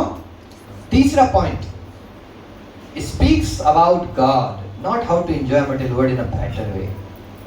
भगवान के बारे में, परम सिद्धि के बारे में चर्चा करते हैं, ना कि संसार में कैसे सुखी रहा जाए। आओ मैं तुम्हें एक ऐसा मंत्र देता हूँ कि तुम्हारी इंद्रियां एकदम शक्तिशाली हो जाएंगी, अच्छे से भोग कर सकोगे। ऐसा नहीं होता। संसार में कैसे सुखी रहा जाए इसके बारे में कम चर्चा करते हैं। संसार से निकल के भगवान को प्राप्त कैसे किया जाए इस पे ज्यादा चर्चा होती है। समझ में आया? प्रमाणित चीज आर्ट ऑफ लिविंग से ज्यादा art of leaving the world, इस पे चर्चा ज्यादा होती है। क्योंकि उन्हें पता है आप संसार में सुखी रह ही नहीं सकते। हम कितना भी ज्ञान बांट दें नहीं रह सकते, क्योंकि गीता के हिसाब से नहीं रह सकते। मना कर दिया भगवान ने, दुःखालयम अशाश्वतम, दुखों का घर है। अब दुखों के घर में हम कितना भी ज्ञान बांट दें सुखी कैसे रहा जाए, और that is not the point. समझ में आ रहा आपको? कितना भी पॉइंट बांटा जाए इसमें वो पॉइंट नहीं वैलिड है। संसार में सुखी कैसे रहा जा सकता, तो वो संसार में हाँ एडजस्ट करके समस्याओं में कैसे भगवान को याद किया जाए वो बताएंगे, लेकिन संसार में रहकर भी सुखी हो जाओ वो संभव नहीं। भगवान से जुड़ो कैसे, समस्याओं में भगवान को याद कैसे करो, कठिनाइयों में भगवान का सहारा कैसे लो, ये चीजें बता सकते हैं आप, क्योंकि भागवतम बोलती है। कल हमने चर्चा की ना समस्याओं में कैसे भगवान को सहारा लिया जाए, ये आप बोल सकते हो कि भागवतम ये सब्जेक्ट है। लेकिन हाँ यहीं पे आनंद रहो, कहीं ज्यादा सोचो मत, यही स्वर्ग है यही नरक है, कुछ नहीं होता। यहीं से अच्छे से रहो, गरीबों की सेवा करो, मछलियों को दाना डालो, और be good, be positive, peaceful रहो थोड़ा। ये बहुत ज्यादा काम नहीं करता है संसार में। This is something like artificial solution. अब ज्यादा कुछ कर नहीं सकते उसमें। बी पॉजिटिव, फेल हो गया वो 10वीं में, बी पॉजिटिव। कहाँ से पॉजिटिविटी लाए, फेल हो गए। Be positive, be cool. कहाँ से कूल? टेम्परेचर 38-40 पहुंच जाए, बी कूल। नहीं हो सकते कूल आप। Chant Hare Krishna and be happy, नाम लो तब तो कूल हो गए। ये बताओ उसको, नहीं तो कूल नहीं हो सकता। ये बताना पड़ेगा आपको। समझ में आ रहा है? वेजिटेरियन एक बहुत बड़ा धर्म चल रहा है विदेशों में, वेजिटेरिज्म। हम लोग वेजिटेरियंस हैं। उसमें लोग भक्ति करो, वी आर वेजिटेरियंस। उसमें तुम कुछ पूजा करो, वी आर वेजिटेरियंस। अरे भाई ठीक है, भगवान को प्राप्त, नो वी फॉलो वेजिटेरियंस। उनको यही धर्म समझ आता है, हम बस मांस नहीं खाएंगे तो हम बहुत बड़े भक्त हैं। कुछ लोगों को भक्ति के नाम पे योगा करते हैं, हम सुबह उठते हैं, हम जाते हैं योगा करने, हम जाते हैं तो योगा अच्छी बात है, माला करने हम जाते हैं, योगा करने जाते हैं। तो उसको बताओ भैया योगा कर रहे हो, लेकिन योगा के साथ शरीर तो छूटेगा ही ना, फिर क्या करोगे? आप समझ में आ रहा है ना? तो हमको बहुत ज्यादा लोगों को संसार के बारे में और यहीं उलझा कर उनको नहीं रखना है। सच्चाई बताओ भाई, ऐसा है, मानो तो ना मानो वो आपकी हेडेक, सच्चाई है। खुल के बोलने वाला व्यक्ति होना चाहिए। गुरु अगर मसाला वो करने लगे ना तो फिर इसका जीवन बर्बाद। वैसे भी चौपट है, वैसे भी संसार को समझ आ नहीं रहा। और गुरु भी बड़ा सा, एक विदेश में भक्त बहुत बड़े गुरु थे, योगा टीचर, विदेश में फेमस है योगा। उनकी भक्ति क्या है?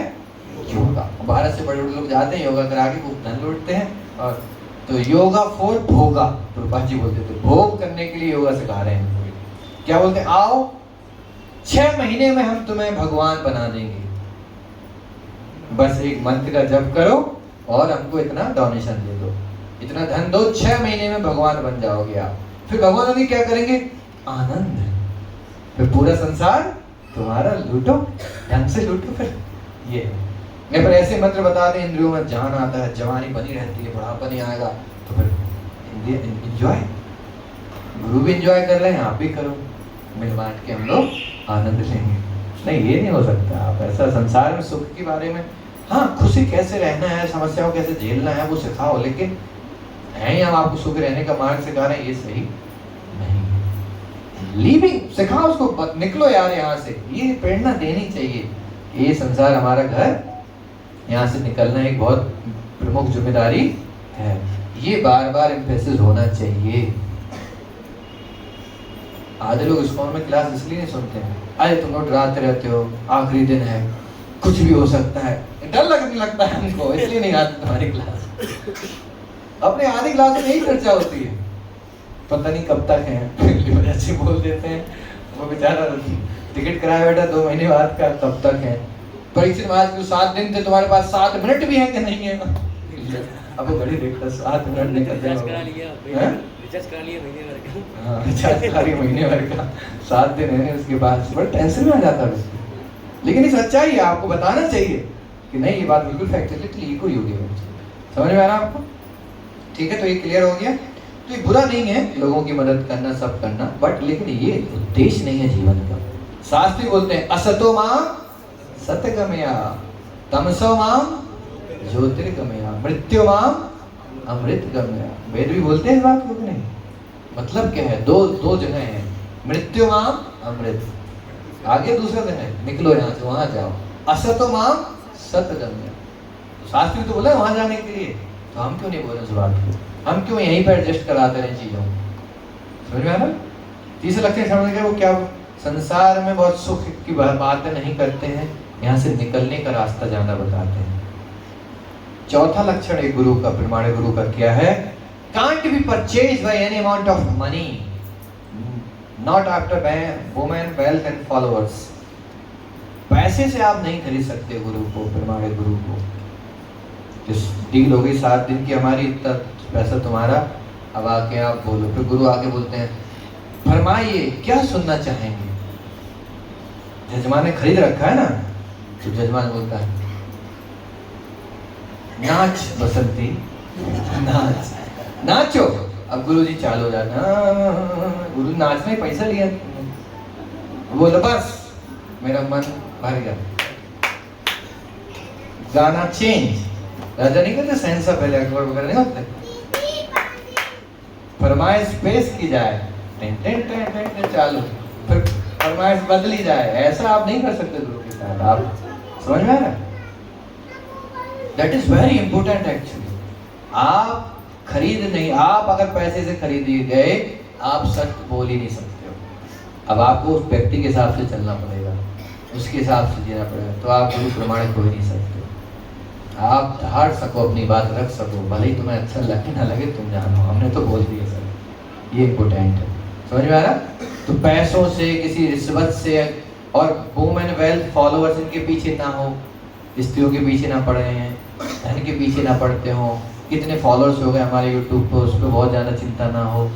लोग जाना आने चाहिए, लोग भीड़ बढ़ाओ, भीड़ बढ़ाओ, कथा में भीड़ इतनी आ जाए बस संतुष्टि है, भीड़ नहीं, भीड़ आए ना है, भक्त चाहिए, भगवान को जो सुनना चाहता हो वो बैठना चाहिए कथा में। That is very important point. Quantity का महत्व है, क्वालिटी का नहीं। हाँ, हालांकि क्वालिटी अगर क्वांटिटी ज्यादा है तो अच्छी बात है, ज्यादा भक्त है, लेकिन भीड़ नहीं होना चाहिए, भाड़ में जाने वाली भीड़। बोलते ना भीड़ भाड़, इसका मतलब ये कि इतनी भीड़ है, सब भाड़ में गए। भाड़ मतलब किसी ने कुछ सीखा नहीं, आए रौंदरान चले गए सब, काफी बोले जाता, इसलिए भीड़ भाड़। ज्यादा भीड़ हुई नहीं कि भाड़ में गए नहीं, मतलब उन्हें समझ ही नहीं आने वाली चीजें। भले ही कम लोग हों, क्वालिटी इंपॉर्टेंट है। भगवान के बारे में जानना चाहिए, व्यक्ति इच्छुक हो भगवान को प्राप्त करने के लिए। प्रभुपाद जी बोलते थे अगर ऐसा एक व्यक्ति भी है, मैं खुश हूँ उसको क्लास देने के लिए, जो जानना है कि मुझे बताओ भगवान को कैसे बताओ। I am happy with that. Prabhupada ji के गुरु ने बोला कि अगर मैं एक भी अपने जीवन काल में शुद्ध भक्त बना पाया तो मैं मानूंगा मेरा मिशन सफल। प्रभुपाद जी ने भी बात बोली मुझे कि मेरे पूरे 10 साल के प्रचार में इस्कॉन के द्वारा अगर पूरी दुनिया में एक भी व्यक्ति ऐसा बन गया जो भगवान को प्राप्त कर ले गया, मैं उसको मानूंगा मेरा जीवन सफल हो गया। मुझे भीड़ भाड़ से लेना देना नहीं है। बहुत इंपोर्टेंट है। विदेश में प्रभुपाद जी से एक व्यक्ति ने बोला, स्वामी जी आप 4 नियम बताए हो, इतने कठिन कठिन नियम है आपके, वो भी वास्तव में कठिन नियम है। मांस नहीं खाना, जुआ नहीं खेलना, नशा नहीं करना, अवैध संग नहीं रखना। बोला हम लोगों का जीवन है विदेश में, ये मांस खा खा के बड़े हुए हम लोग, नशा कर करके चलते पड़ते हैं हम लोग, जीवन ही ऐसा है। अच्छा एक नियम हटा दो बस, अवैध संग हटा दो, आप इलिसिट रिलेशंस होते हैं उनको हटा दो, आपके लाखों फॉलोअर बन जाएंगे विदेश में भी। कृपा जी मैं यहाँ फॉलोअर बनाने नहीं आया हूँ, मैं यहाँ भक्त बनाने आया हूँ। ये नियम है और ये यही रहेंगे। सोचो अमेरिका में ये नियम बोलना, एक भी भारत के गुरु की हिम्मत ही नहीं पड़ी वहां ये नियम खुल के बोल दे, सब भाग जाएंगे जितने बैठे हैं, कभी नहीं बोलते हैं। कोई बात नहीं, नो प्रॉब्लम। चला बोलता गुरु जी रात में ज़्यादा हो गई थी, नो प्रॉब्लम, थोड़ा कम कम करो, धीरे धीरे कम पिया करो। ठीक गुरु जी, थैंक यू, अच्छे गुरु जी हैं, बताओ, मैं कुछ बोला ही नहीं, हम पी के गए थे। फिर एक बोला, गुरु जी छोड़ नहीं पा रहा हूँ, दिन में 10-10 पैकेट पी लेता हूँ। 10? मैं तो 12 पीता हूँ यार, बढ़ाओ थोड़ा, इनकरेज कर रहे हैं लोगों को। क्यों? क्योंकि गुरु जी को चेला भगाना नहीं है, बने रहो तुम, हम बस गुरु स्वीकार करे रहो, तुम्हें जो चाहिए हम देंगे। प्रभु जी ओशो फिर इसी वजह से फेमस हुए, वो भी इसी टाइप के थे। अब पकड़ गए, आप नाम मत लो, पकड़ गए। सिंपल तरीका है, आओ आनंद दें, आनंद पूरी दुनिया आ जाएगी। सब चाहे तो आनंदित तो रहे हैं सर। वो ये कहते थे इतने ज्यादा भौतिक धाम पहुंच जाओ कि फिर उसकी इच्छा नहीं बचे, उसके बाद भक्ति शुरू तो करो। हम तो इसी प्रयास में लगे भी हैं बचपन से।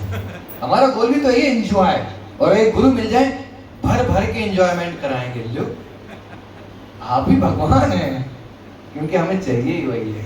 और प्रभुपाद जी गए, no meat eating, no intoxication, no illicit sex, no gap. घबरा गए, महाराज ये जीवन है हमारा। मतलब वही बदलने आए, क्योंकि तुम्हारा जीवन बहुत अच्छा नहीं है, अच्छा जीवन देने आए हैं। हैरान हो जाओगे लोग। इंडियन गुरु भारत में प्रभुपाद जी के पहले बहुत बैठे थे, बड़े बड़े मठाधीश, योगा टीचर, लाखों फॉलोअर थे।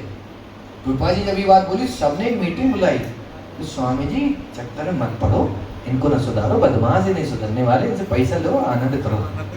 पैसा बहुत है इनके पास, विदेश में पैसा है, बस आशीर्वाद देते रहो, कुछ भी करें नो प्रॉब्लम। ये आपको डॉलर देते रहे, भाई डॉलर देते रहेंगे, तो डॉलर देते रहो। प्रभुपाद मैं इसके लिए नहीं आया हूँ यहाँ पे यार, 80 साल में मैं इसके लिए आऊँगा इधर। तो सबने प्रभुपाद जी को त्याग दिया, बोले नहीं स्वामी जी आप हमारी टीम में शामिल हो। सबकी टीम भी है। गुरु को पता है कैसे चीट करना है, कौन सा चीज लॉन्च करनी है, सारे गुरु उसी को लॉन्च करते हैं मंत्रों को, सारे चेहरे एक साथ फंसते हैं। तो फॉलो और पैसे के पीछे नहीं हो सकते हैं वो। हाँ पैसे हो, उन्हें जरूरत ले सकते हैं, वो भगवान की सेवा में इस्तेमाल करने के लिए वो कर सकते हैं। खुद के लिए पैसा चाहिए, अपने भोग अपनी व्यवस्था अच्छी, वो नहीं। धन वो चाह सकते हैं, ले सकते हैं, लोगों से मांग सकते हैं, लेकिन उसको लगाएंगे भगवान की सेवा में। खुद के लिए उनको धन की आवश्यकता नहीं है। सिंपल जीवन उच्च विचार रहता है। समझ में आएंगे आपको? ये बहुत इंपोर्टेंट है। धन के पीछे गुरु नहीं रहते। धन मांग रहे हैं, पैसे चाहिए है, भगवान की सेवा के लिए मांग सकते हैं, वो अपने लिए नहीं चाहिए। प्रभुपाद जी को एक बार एक व्यक्ति ने फोटो दिखाई, एक गुरुजी ऐसे धन पड़ा बहुत सारा डॉलर, सब वो ऐसे करा, नहीं चाहिए, तो अखबार में फोटो आई में काम, कितना बैरागी है। अरे यार हमारी फोटो खींचो, धन को हम ऐसे चपेट के बैठे हैं, क्योंकि हमें पता है लक्ष्मी जी हैं, हम कृष्ण की सेवा में लगा देंगे, इनको हम ऐसे क्यों करें, इनसे मिल भी रहा तो मंदिर बना देंगे। तो प्रभुपाद तो बेवकूफ़ी है, ये ज्ञान उसको है ही नहीं, धन का इस्तेमाल क्या है, हमें नहीं चाहिए। वो भी एक अलग तरीके का बैराग है, आपको पता ही नहीं धन का इस्तेमाल बेस्ट क्या हो सकता है। तो दोनों उसको तो मतलब शास्त्रों को पता होना चाहिए उसको कैसे इस्तेमाल करना है। प्रभुपाद जी के 1975 तक 108 मंदिरों में, विदेशों में इतने सुंदर सुंदर ऑफिस क्वार्टर्स, हेडक्वार्टर्स हो गए थे प्रभुपाद जी के। लेकिन प्रभुपाद जी हमेशा बोलते थे मेरी इच्छा अभी भी उस वृंदावन में राधा दामोदर मंदिर में छोटे से कमरे में रहने की है, जहाँ मैंने अपना भक्ति चालू की है। तो मतलब ही is not attached to facility, luxury, उससे वो आकर्षित नहीं होते, आसक्त नहीं है। वो हो सकता है ऐसी सब व्यवस्था कर लें, लेकिन खुद के लिए उनकी इतनी इच्छा नहीं रहती ना, आसक्त होते हैं। प्रचार के लिए हम लोग सब चीज़ों को इस्तेमाल करते हैं, गैजेट्स, लैपटॉप, मोबाइल, हम लोग हर चीज़ बहुत सोफिस्टिकेटेड लेते हैं। लोग हैरान होते हैं तुम इसको वाले बड़े बैरागी हो, 1 लाख का मोबाइल रखते हो, 1.5 लाख का फोन रखते हो, जनरल के एसी में बैठते हो और बड़े बैरागी बन रहे हो। प्रभुपाद बोले ये युक्त बैराग है, ये हम अपने लिए नहीं करते, ये सब भगवान की सेवा की। तो कुछ भी इस्तेमाल कर सकते हो फिर आप, क्योंकि सब उनका ही है, लेकिन आप अपने लिए कितना जीवन जीते हो वो इम्पोर्टेंट है। क्लियर है ये? अगला लक्षण, गुरु की इंद्रियों पे काबू होना चाहिए, ये बहुत आवश्यक है। खासतौर से स्त्री, धन और नेम प्रतिष्ठा, ज्ञानत्र गुरु उसमें ढह जाते हैं। बड़े बड़े ऋषि मुनि, अभी ये फोटो देखा आपको, ये कौन है बता सकते हैं? विश्वामित्र। हाँ विश्वामित्र। और ये मेनका माता जी, छन छन छन गुरु जी का ध्यान भंग भंग भंग, कुछ पायल की छन छन से गुरु जी का ध्यान भंग। कलयुग में तो कहीं अंदर चले गए। तो वास्तव में ये बहुत खतरनाक है। इंद्रियों पे अगर आपका बस नहीं है तो आप गुरु मत बनिए। क्यों आप धोखा दे रहे हो किसी को? इंद्रियों पे काबू होना चाहिए, मन काबू में होना चाहिए। आपको पता होना चाहिए मेरी क्या लिमिट्स हैं, क्या सीमाएं हैं, उस सीमा के अंदर आपको रहना चाहिए। नहीं तो संसार आपको ऐसे ढह जाएंगे। और दूसरी तरफ हरिदास ठाकुर हमारे वैश्य आई, मैं उस दिन बताया था हरिदास ठाकुर 3 दिन तक वो इंतजार के लिए, हरिदास ठाकुर इतने भगवान की सेवा में मग्न थे नाम में, उसको वैष्णवी बना दिए, अपनी माला दी। अभी रिसेंटली मैंने पढ़ा, अपनी माला उसको दे दी कि आप इससे माला करो, और चले गए वहाँ। ऐसा गुरु होना चाहिए जो अपनी लिमिट समझे, कहाँ तक मेरी सीमा है। इन्हीं के फॉलोअर्स में बह गए और इलिसिट कनेक्शन में फंस गए, है ना। अब एक गुरुजी थे, वो कथा कर रहे थे, तो हर कथा के 1 घंटे बाद बोलते ब्रेक, 5 मिनट ब्रेक। तो बड़ा खुश हो जाते, बड़ा ब्रेक हो रहा है। 4 घंटे की कथा में बहुत ब्रेक हो जाता था 5-6 बार। तो एक चेला होशियार था, और ब्रेक में गुरुजी पंडाल के पीछे जाते थे, और 5 मिनट बाद एकदम एनर्जी के साथ वापस। समझ नहीं आ रहा, तो गया पीछे पीछे गुरुजी के, क्या हो रहा पीछे। तो गुरुजी निकाला, जलाया, 2-4 फूंक दी सिगरेट, एनर्जी आ गई गुरुजी में। अब चलिए, तो भगवान राम जब जा रहे थे, ऑडियंस, हाँ गुरुजी क्या हुआ? गुरुजी तो एनर्जी से भरे पड़े हैं, और यहाँ के आंसू बह रहे हैं, और पीछे जाके धुआं चल रहा है। आंसू धुआं एक साथ बड़ा मुश्किल है निकालना। तो गुरु इतने एक्सपर्ट थे, तो शिष्य ने पकड़ लिया। कथा के बाद गुरुजी आशीर्वाद भी दे रहे हैं, पैर भी धुलवा रहे हैं, पैरों में पड़ी हैं माताएं, आपके चरण ही जीवन का सहारा बनेंगे। गुरुजी बोला, हाँ जल्दी करो, सिगरेट का समय हो रहा है। बनेंगे समय दो, क्योंकि हर 1 घंटे में उनको चाहिए होता था। तो शिष्य ने पूछा, गुरुजी क्या है, आप क्यों ऐसा कर रहे हो? बोले आदत जा नहीं रही यार, बहुत प्रयास कर, बड़ी बड़ी कथाएं सुना डाली, सिगरेट नहीं छूट रही हमसे। तो फिर काहे को आप कथा कर रहे हो, आप पहले सिगरेट पर ध्यान दो। टी और कॉफी को क्यों मना किया है? टी एंड कॉफी, भगवान नहीं पीते चाय कॉफी। एक सिंपल सा आंसर, हम लोग वही खाते हैं जो भगवान को भोग लगा सकते हैं। हम चाय कॉफी पीते नहीं। राधा रानी ने आज तक कॉफी नहीं बनाई कृष्ण के लिए। कभी सुना आपने वृंदावन में कॉफी, गर्म कॉफी, यशोदा माँ, ए कहना, would you like to have tea? Krishna बोला, no mother, already I have 2 cups. कभी ऐसा नहीं हुआ, क्योंकि भगवान नहीं पीते हैं। दूसरा, इनमें इंटॉक्सिकेशन होता है, आप नशा में पड़ जाते हो। आपको आइडिया है ना, कैफीन होता है। 2 बजे चाय, सिर दर्द होने लगता है, वो भी एडिक्शन हो जाता है। तो हो गया कि नहीं नशा? सिर घूमते को के सना बोल रहा है। ऐसी हालत है, बताओ क्या करोगे आप? तो नशा है वास्तव में, समझ में आ गया?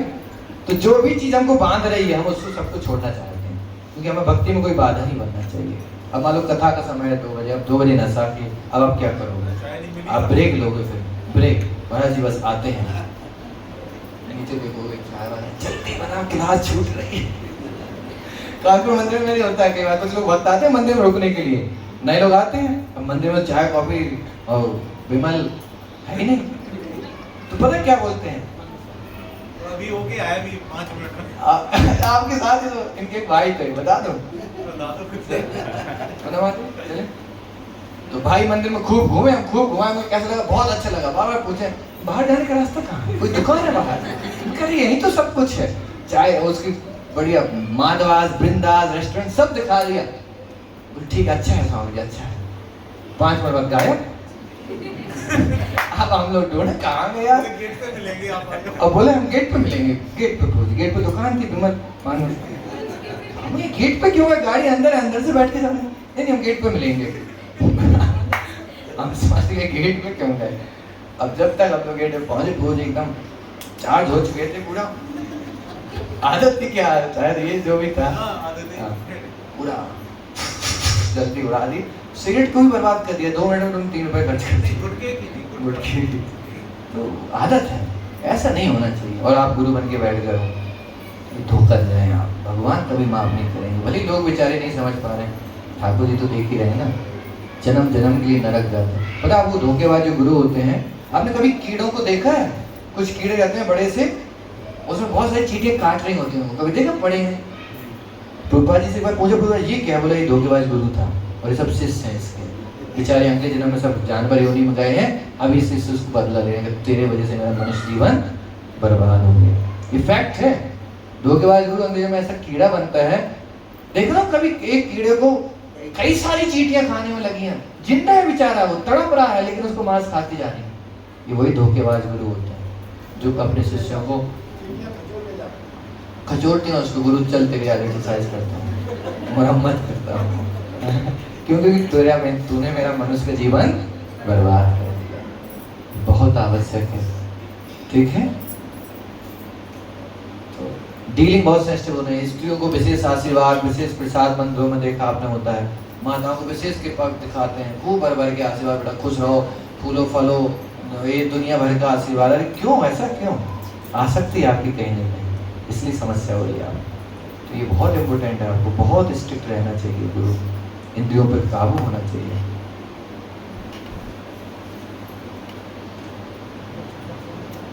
छठा लक्षण गुरु का क्या है? गुरु should be decorated with all saintly qualities. उनके अंदर बहुत अच्छे साधुओं के गुण होने चाहिए। जैसे कौन कौन से गुण आप लोग चाहते हैं या आप लोगों को लगता है गुरु में से होने चाहिए? क्या लगता है, क्या क्या होने चाहिए? सबसे पहले तितिक्षुता। तितिक्षुता मतलब सहनशीलता। उनके अंदर सहनशीलता होना चाहिए।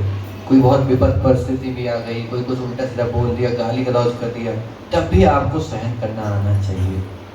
अहंकार इतना है कि कुछ न कुछ बोल दिया और भड़क पड़े, एकदम शराब दे डाले, मार दिए, वो सब नहीं होना चाहिए। पहला लक्षण क्या है गुरु का? भागवत में श्लोक है, तितिक्षुका कारुणिक्या सुहृदय सर्वदेहिनाम अजात शत्रुआ शांता साधवा साधुभूषणा।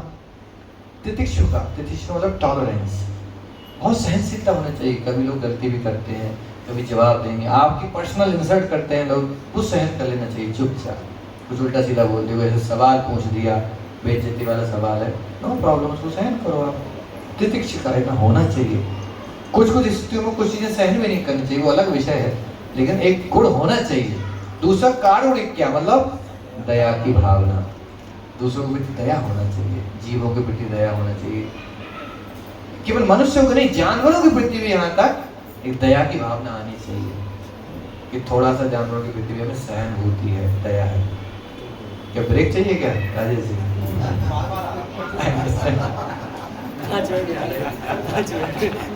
5 मिनट में आ जाए,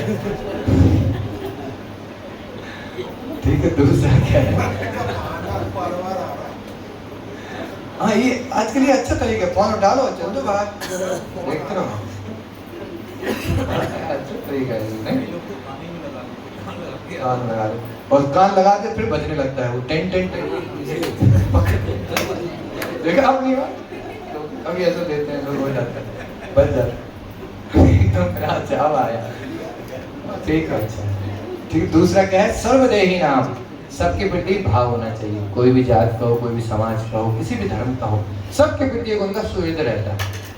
ये नहीं कि नहीं हिंदू वालों के लिए बड़े प्रेम है और दूसरों को मारने में तुले हैं, नहीं, ऐसा नहीं होना चाहिए। आपका हृदय सब जीवों के लिए खुला होना चाहिए, वो किसी भी देश का हो, किसी भी जाति का हो, किसी भी धर्म का हो, यहाँ तक कि मनुष्य के अलावा जानवर योनि में भी क्यों ना हो, फिर भी हमारा हृदय सबके लिए सहानुभूति रखनी चाहिए, है ना। एक योगी बाबा थे हिमालय पे, बड़े प्रसिद्ध, 2 योगी थे, एक इस गुफा में, एक इस गुफा में। आपको पता है कभी भी 2 योगी एक गुफा में नहीं रह सकते, पता है आपको? इतना ईर्ष्या होती है आपस में, एक गुफा में नहीं रह सकता एक योगी, क्योंकि इसकी साधना थोड़ी सिद्ध हो गई, ऊपर उठ गया, ये उठ नहीं पा रहा, अभी साधना में समस्या हो जाएगी इसको, तू कैसे उठा, उसको पटक देगा उठा के। इसलिए हमेशा अलग अलग गुफाओं में रहते हैं।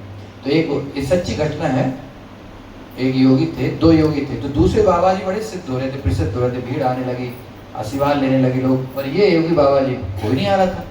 इनको इतनी ईर्ष्या हुई, योगी थे, सब छोड़ छाड़ दिया था इन्हें, घर परिवार दुनियादारी। इन दूसरे योगी बाबा को, इनका बहुत अच्छा नाम है, मुझे पता नहीं, याद नहीं आ रहा, इनने इनको गोली मरवा दी। शहर में गए, बंदूक खरीदी, पता नहीं कहाँ से पैसे वैसे लाए, और आके इनको रात में उड़ा दी। क्यों? क्योंकि इनके ज़्यादा शिष्य बनने लगे थे, और थे योगी बाबा, दुनिया छोड़ दी थी इनने, लेकिन सहन नहीं कर पाया, ईर्ष्या, एनवी। तो साधु में एनवी नहीं होना चाहिए, और दूसरे साधु के प्रति एनवी, वो शुद्ध सरल बाबा थे और ये इनकी लेकिन इतनी ईर्ष्या थी कि इनको गोली मरवा दी। ये सही घटना है बेसिकली, उस बुक में आती है जर्नी हॉल में। समझ में आ रहा है? तो कोई शत्रु नहीं होता और साधु का कोई शत्रु नहीं होता है। लोग भले शत्रु बोले हैं लेकिन वो किसी से शत्रुता नहीं रखते, सबके बड़ी सरल रहता है, शांत रहता है, बुद्धि दिमाग ठंडा रहता है। समझ लो, छोटी मोटी चीजों में बार बार एजिटेट होना, चिल्लाना, खिसियाना, फ्रस्ट्रेट होना, लैपटॉप तोड़ दिया, मोबाइल फेंक दिया, बोतल सिर पर मार दी, ऐसा नहीं होना चाहिए। मन शांत होना चाहिए। समस्याएं आएंगी, चीजें बहुत डिस्टर्ब हो जाता है। हाँ, भगवान की सेवा में गुस्सा आ सकती है, सेवा में कमी हो रही तो गुस्सा आ जाती है साधुओं को, ऐसा नहीं है। गुरुपाद जी को बहुत गुस्सा आती थी, गुरुपाद जब गुस्सा करे तो बेचारे काम जाते थे भक्त। लेकिन गुस्सा को साधु लोग कैसे इस्तेमाल करते हैं? एक हथियार की तरह। गुस्सा उठाई, चला दी, उसका भला हो गया, गुस्सा उठा के फिर रख दी, खुद प्रभावित नहीं होते। अब समझ में आ रहा? क्रोध उन पर हावी नहीं होता, क्रोध का इस्तेमाल कर सकते हैं वो दूसरों को भला करने के लिए, दूसरों को सही रास्ता दिखाने के लिए। समझ में आ रहा है? खुद प्रभावित होने चाहिए। 4 दिन से आंखें लाल है साधु बाबा की, एकदम सिर गर्म हो रहा है, ठंडे पानी से कपड़ा रख रहे, महाराज शांत हो जाइए, ओम शांति। महाराज का तो कपड़ा गर्म हुआ चला जा रहा है, इतनी गुस्सा आ गया महाराज, कैसे हमारा सम्मान नहीं किया, इज्जत नहीं दी, हमको बुलाया घर पर और सम्मान नहीं दिया, इतने गुस्सा आ गया महाराज जी, शराब दे दी जजमान को, तुम नरक जाएगा। बोले महाराज थे, हाँ दुर्भाषा महाराज अपने, बेचारे जो भी उनकी सेवा करते शराब भी पा के जाते थे, उन्हें फल तो मिलता नहीं था। क्यों? राधा रानी कैसी है जिनको फल देके आशीर्वाद देके सब कुछ शराब भी मिले। जो द्वारकापुरी नष्ट हुई उसमें भी तो उनके श्राप का ही बताया, उनका बहुत हाथ है, उन्हीं का हाथ, जितना नष्ट वष्ट होता है वो इनका उन्हीं ही का हाथ। हाथ। ठीक है, महान भक्त है भगवान के वो भी। समझ में आ रहा? तो गुस्सा ऐसा नहीं, गुस्सा नहीं आना चाहिए, गलत पॉइंट है। भक्तों को गुस्सा आता है कि नहीं, ये अलग सवाल है, एक टॉपिक रखेंगे इस पर। जनरली लोग बोलते हैं, लो तुम इसको जाते हो, भक्त होने का गुस्सा आता है? नहीं, गुस्सा आना ही चाहिए, गुस्सा एक जरूर अंग जीवन का, लेकिन गुस्सा से प्रभावित नहीं होना चाहिए आपको, ये आवश्यक है।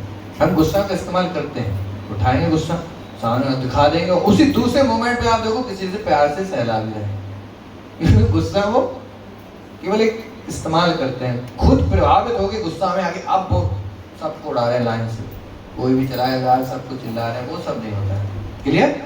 तो ये लक्षण होने चाहिए साधुओं में।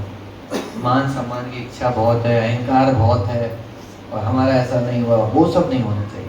भगवान के विग्रह में एक लात बनी है, हाँ, भगवान विष्णु लेटे थे, हाँ, वो बहुत अच्छी स्टोरी एक आदमी सुनाएंगे। वो प्रभु मारी लात, हाँ, क्या रही हरि को बंधु। तो गुण अच्छे होने चाहिए। जैसे समझ में आ रहा है आपको ये पूरा? लास्ट इसका जो है अजात शत्रु, there is no enemy for him, उनका कोई शत्रु नहीं होता। मतलब वो ये नहीं मानते ये शत्रु है हमारा, उनका कोई शत्रु नहीं रहता। लोग भले ही बोले ये दुष्ट है, वो किसी को दुष्ट नहीं मानते। समझ में आ गया? कॉन्सेप्ट क्लियर है? लोगों की नजर में साधु शत्रु हो सकते हैं, लेकिन साधु की नजर में शत्रु भी आ जाए उसको भी वही प्रेम ट्रीटमेंट देते हैं जो एक मित्र को देते हैं, ये भाव। क्लियर? हाँ, वेदस्य सर्वे अहमेव वेद्यो, the Guru should know the essence of scriptures, not just be a Sanskrit scholar. शास्त्रों का मर्म पता होना चाहिए गुरु को, शास्त्र कहते क्या, इनका सार क्या है, ना कि बस बड़ा बड़ा संस्कृत सीख लिया, श्लोक बोलने लगे महान हो गए। समझ आ रहा? भले उसको श्लोक ना आते हो, पूरा शास्त्र ना पढ़े हो, लेकिन शास्त्रों का सार क्या है वो गुरु को आना चाहिए। समझ में आ रहा आपको? ये बहुत आवश्यक है। कलयुग में क्या सार है सारे शास्त्रों का? लेकिन गुरु जी कभी हरिनाम पे बोलते ही नहीं है। अब 7 दिन सुन लो कथा, 7 साल सुन लो, 7 महीना सुन लो, गुरु जी ने कभी नहीं बोला हरिनाम जपो, दुनिया भर के मन शांत रखो, यज्ञ करना चाहिए, वो करना चाहिए। तो आप काहे गुरु बने बैठे हो? आपको पता ही नहीं करना क्या चाहिए कलयुग में, आप टाइम पास करा रहे हैं लोगों का। यू शुड टेल, कहीं ना कहीं हर क्लास में, हर प्रवचन में आपको हरिनाम को लेके चलना ही है, वो है कलयुग का सार, आप उसको डिनाई नहीं कर सकते। सार उसको बताना चाहिए ना बार बार, तभी तो लोग समझेंगे सार को। Understand this point? तो शास्त्रों का सार पता होना चाहिए। ऐसा नहीं कि 4 वेद पढ़ लिए हैं, 18 उपनिषद पढ़ लिए हैं। एक व्यक्ति ये पूछ रहे थे हमसे, 3 वेद हो गए हैं, अच्छा 4था चलता है, बड़े अहंकार से बताते लोग। 3 हो गए हैं, चौथा चल रहा है। अनुभव तीनों का सार क्या निकला है? भगवान की कृपा से प्रभुपाद जी की ट्रेनिंग ऐसी है कि हम लोग एग्जैक्ट पता रहता है। एक बात बोल देते सामने वाला समझ जाता है, यार पकड़ गए। एक बात पूछता है, अच्छा क्या सार निकला तीनों वेदों का? अब साइलेंट। उनका शायद चौथे वेद में होगा सार, पढ़ो उसको, पढ़ो आ जाए। किसी को बुरा माना, वो साइलेंट हो गया, उसको सारी पता नहीं चला। 3 वेद पढ़ लिए उसने, तो हमने हो सकता है चौथे में सार हो, आप वो पढ़ लो। जबरदस्ती का अहंकार क्यों दिखाना आपको? सार तो पकड़ो आप। तो सार क्या है? भगवान कृष्ण बोले वेदेश सर्वे अहम एव वेद्यो। भगवद गीता में बोले 15 श्लोक 15 अध्याय। सारे वेदों के सार क्या है? मुझे जानो अर्जुन। वेदेश सर्वा अहम एव वेद्यो वेदांत कृत वेद वेदेव चाहम। सारे वेदों का रचयिता मैं हूँ, सारे वेदों के द्वारा जानने योग्य वस्तु मैं हूँ, सारे वेदों को लिखे कंपाइलर मैं हूँ। ये वेदों का सार भगवान ने बोला है। बस सार पता होना चाहिए, कृष्ण स्वामी है सबके। क्लियर हो गया आपको? वेद समझ में आ रहा? तो वेदों का सार पता होना चाहिए गुरु को। शास्त्र कहते क्या है, कलयुग में क्या धर्म है। धाम यात्रा, मेडिटेशन, यज्ञ, इन पे बहुत ज्यादा फोकस नहीं होना चाहिए। ये कर सकते हैं बीच बीच, लेकिन ऐसे नहीं पूरा जीवन इतना ही बता रखे हैं। धाम क्या कर रहे हैं? बद्रीनाथ जा रहे हैं, पैदल जाएंगे, कब तक पहुंचोगे? 7 साल लग जाएंगे, ठीक है। फिर वहां से द्वारकापुरी, फिर उसमें 5 साल। नाम कब लोगे? नहीं, नाम नहीं, पूरी जीवन भर यात्राएं करके हम शरीर छोड़ेंगे। वो यूजलेस, तो आप विफल हो गए वास्तव में। कोई बड़ा काम नहीं किया आपने इसका मतलब। अब गोवर्धन परिक्रमा ऐसे लोग करते हैं, दंडवती परिक्रमा सुना आपने? 108। अरे हैरान हो जाओगे आप लोग, अभी चलना देखना। पता है 1008 एक बार दंडवत करता है, फिर वो एक स्टेप आगे बढ़ता है। कितना एक जगह? 1008 एक जगह 1008 बार ऊपर नीचे करेंगे, फिर एक आगे। और ऐसे 21 किलोमीटर की परिक्रमा होती है। हमें चक्कर आ गए, हमने सुना तो मर जाएंगे। हमने तो पूछा भाई साहब महाराज जी समय कितना लगता है? पूरा 27 साल लगेंगे। हमने तो कभी कितने पता 1 किलोमीटर चला है, वो 5 साल बीत गए उसको, वहीं पड़ा है और वहां जाना नहीं, उठ के वहां से। रात हो गई, आराम कर लो वहीं उसी जगह पे जहां परिक्रमा हो रही। हमने कहा मुरई में अगर लॉन्च कर देंगे दंडवती परिक्रमा 108 तो हो गई यात्रा हमारी। सब बोले तुम ही जाओ करके आओ, बड़ा मुश्किल हो जाएगा, लेकिन लोग कर रहे हैं। अब सार, अरे हमने कहा 108 माला कर लो बैठे बैठे एसी में। वो उनको समझ नहीं आ रहा, नहीं दंडवती अटक गए कि नहीं? देखो हो सकता है कुछ अच्छे भाव से कर रहे हैं, वो अच्छी बात है, लेकिन वास्तव में अगर सार प्रभुपाद जी ने कभी नहीं बोला। एक इस्कॉन के वक्त को प्रेरणा आ गई प्रभुपाद जी के समय, और प्रभुपाद जी जा रहे थे परिक्रमा कर रहे, माला करे, और बगल में देखा गायब, देखा नीचे पड़ा है एक। क्या कर रहा है? दंडवती परिक्रमा। उसको लगा अच्छी, मतलब थोड़ा स्पेशल है। बोले तेरा गुरु जब चल रहा है तू क्यों पड़ा है पीछे चल रहे? बोले प्रभु बता देते, जब मैं नहीं बता रहा हूँ तुझे, तू क्यों दंडवती परिक्रमा करने जा रहे है? मैं जब चल रहा हूँ परिक्रमा करके चल के पैदल, तो दंडवती क्यों जाना? कल्याण है इसमें। लेकिन हम आकर्षित हो जाते हैं ऐसी चीजों, थोड़ा अलग हो, कुछ थोड़ा धुआं उड़े। और यज्ञ में अगर धुआं ही नहीं आया तो लगता है यज्ञ सफल ही नहीं हुआ। कुछ तो अलग होना चाहिए, हमारी समस्या। लेकिन ऐसे नहीं है, जो गुरु बोले चुपचाप शांति से चलो। प्रभुपाद जी एसी में बैठ के क्लास सुन रहे हैं, सुनो, उसमें कल्याण है। दंडवती परिक्रमा से कई गुना ज्यादा फल यहाँ मिलेगा आप, फैक्ट है। इसलिए हम लोग बहुत ज्यादा बाहर की चीजों से आकर्षित नहीं होते। फालतू का ड्रामा करना, ये समय ये आ गया, ये अनुष्ठान, ये यज्ञ, बहुत ज्यादा कुछ है ही नहीं। कौन सा वेद बोलता है? बता दो हमको शास्त्र, हम माने भाई कोई शास्त्र को रिकमेंड नहीं। क्यों समय बर्बाद करें, पैसा बर्बाद करें? माताएं भी आजकल इतना शौक लग गया है, दे दनादन दंडवती परिक्रमा करे जा रही है। क्या यार ये तमाशा है? मतलब कौन से शास्त्र में लिखा है? परिक्रमा करते हैं वो सही है। हाँ वो लिखा है, शास्त्र में लिखा है। गोवर्धन परिक्रमा चेतन महाप्रभु ने की, सनातन गोस्वामी ने की, तो हम करते हैं, आचार्यों ने की हमारे। मई की गर्मी में भी देखा। अरे जबरदस्ती, और लेडीज हो के तो पता नहीं क्यों जबरदस्ती रास्ते में पड़ी हो, गंदगी है। और माला का पूछो, हमने एक बार बोल दिया तो माता जी माला कर लो, ये पता नहीं दंडवती परिक्रमा कर रहे हैं, हमने यहीं चली जाऊंगी अंदर आके, चले गुस्सा क्या? अरे तुम माला करने लगी हो, दंडवती परिक्रमा कर रही हो, लेडीज हो के वो भी तुम जबरदस्ती बस देखा देखी, कोई मतलब नहीं है, लेकिन हमें इसमें आकर्षण आता है, कुछ नया, कुछ अलग। ये अहंकार थोड़ा आता है। बस मेन पॉइंट यही है, कहीं ना कहीं दंडवती करिए। बताते हैं दंडवती करते हैं। बदला कुछ नहीं है जीवन में। और दंडवती और घर आके लड़ाई कर ली, डंडा चला दी पति पर, दंडवती और यहाँ दंडवती, जैसे धूमावती ये बन गई दंडवती, कोई बदला नहीं। जिसको देखो डंडा देने में लगी। पति पे अहंकार और दिखा रही है, तुम क्या हम दंडवती करते बता, हैं? तुम क्या कर रहे हो? तुम तो बस माल ही कर पा, माला घर उसको बेचारे को मान गए आपने। ये शास्त्रों की वाणी, तपस्या अहंकार बढ़ाती है। इसलिए जो ज्ञानी है ना, योगी, गुफा में बैठे बैठे उठ गया अगर योगी जमीन से, तो वो यहाँ से उठा, उसका अहंकार आकाश में पहुंच गया, मैं अब हो गया सिद्ध बाबा। वास्तव में सब आवश्यकता नहीं है कलयुग में। अलग अलग योग के धर्म में आप कलयुग में जबरदस्ती लपेटे जा रहे हो, परेशान हो जाओगे आप। और बच्चे को भी दंडवती कराएंगे, वो नहीं बोला हमें नहीं करनी, पटक देते हैं, हट पट दंडवती। छोटा बच्चा बोला यार कैसी बनती है, उसकी हालत पे आप करनी। अभी आप मम्मी दंडवती बोलेंगे, आप करेंगे नहीं? देखो, और जबरदस्ती दंडवती करो, अरे क्या फल मिलेगा उसको? गुस्सा हो रहा है को बोले काय को गोवर्धन पर्वत है यहाँ, आगे चल के वो और बस हो जाएगा। विद्रोह करेगा। अच्छा, तो हमें ऐसा नहीं पढ़ना चाहता है। शास्त्रों के सार को समझो, स्क्रिप्चर्स पढ़ो, समझो क्या है सार, बस आगे बढ़ो। यही तो एक इस्कॉन की खास बात है।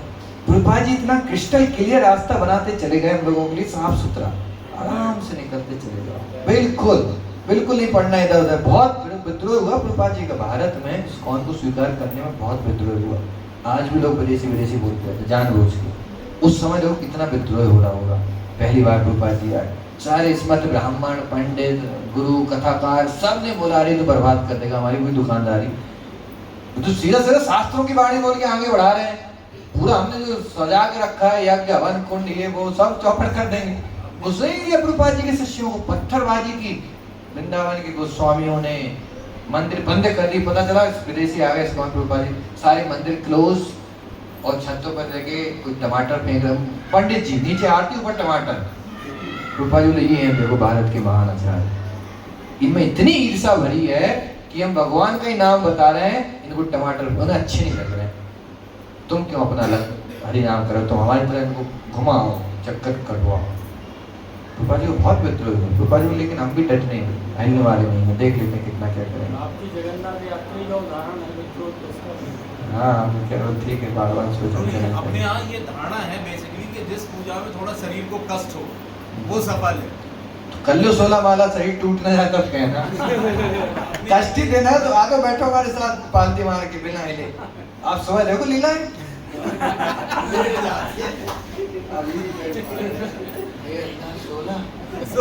रूपा जी देती तुम 16 क्यों बनाए, 4 ही कर देते। फिर कुर्सी देखती है माता, हमको देखती हैं, फिर घड़ी देखती हैं, फिर पतियों को देखती हैं, चलो नहीं रुकता पति मन लगा है। माता बाबा बोलती हैं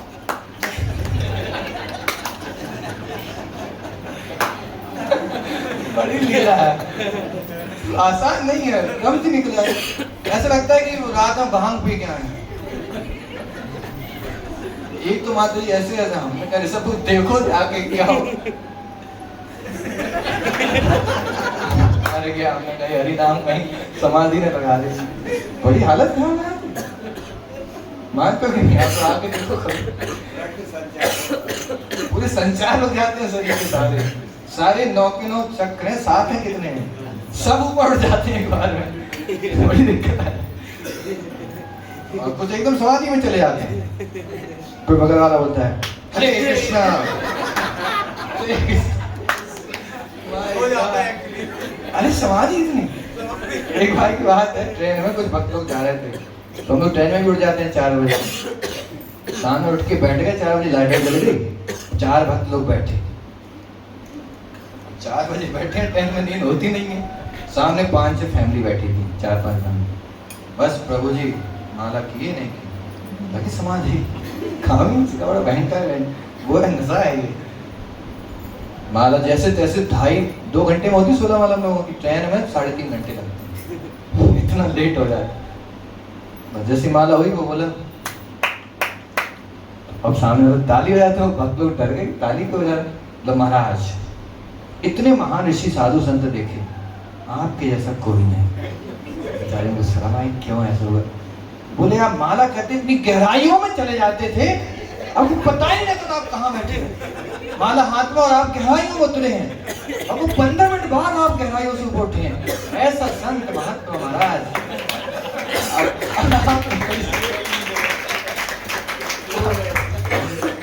प्रभु जी समझ गए हमारी कौन सी गहराई थी।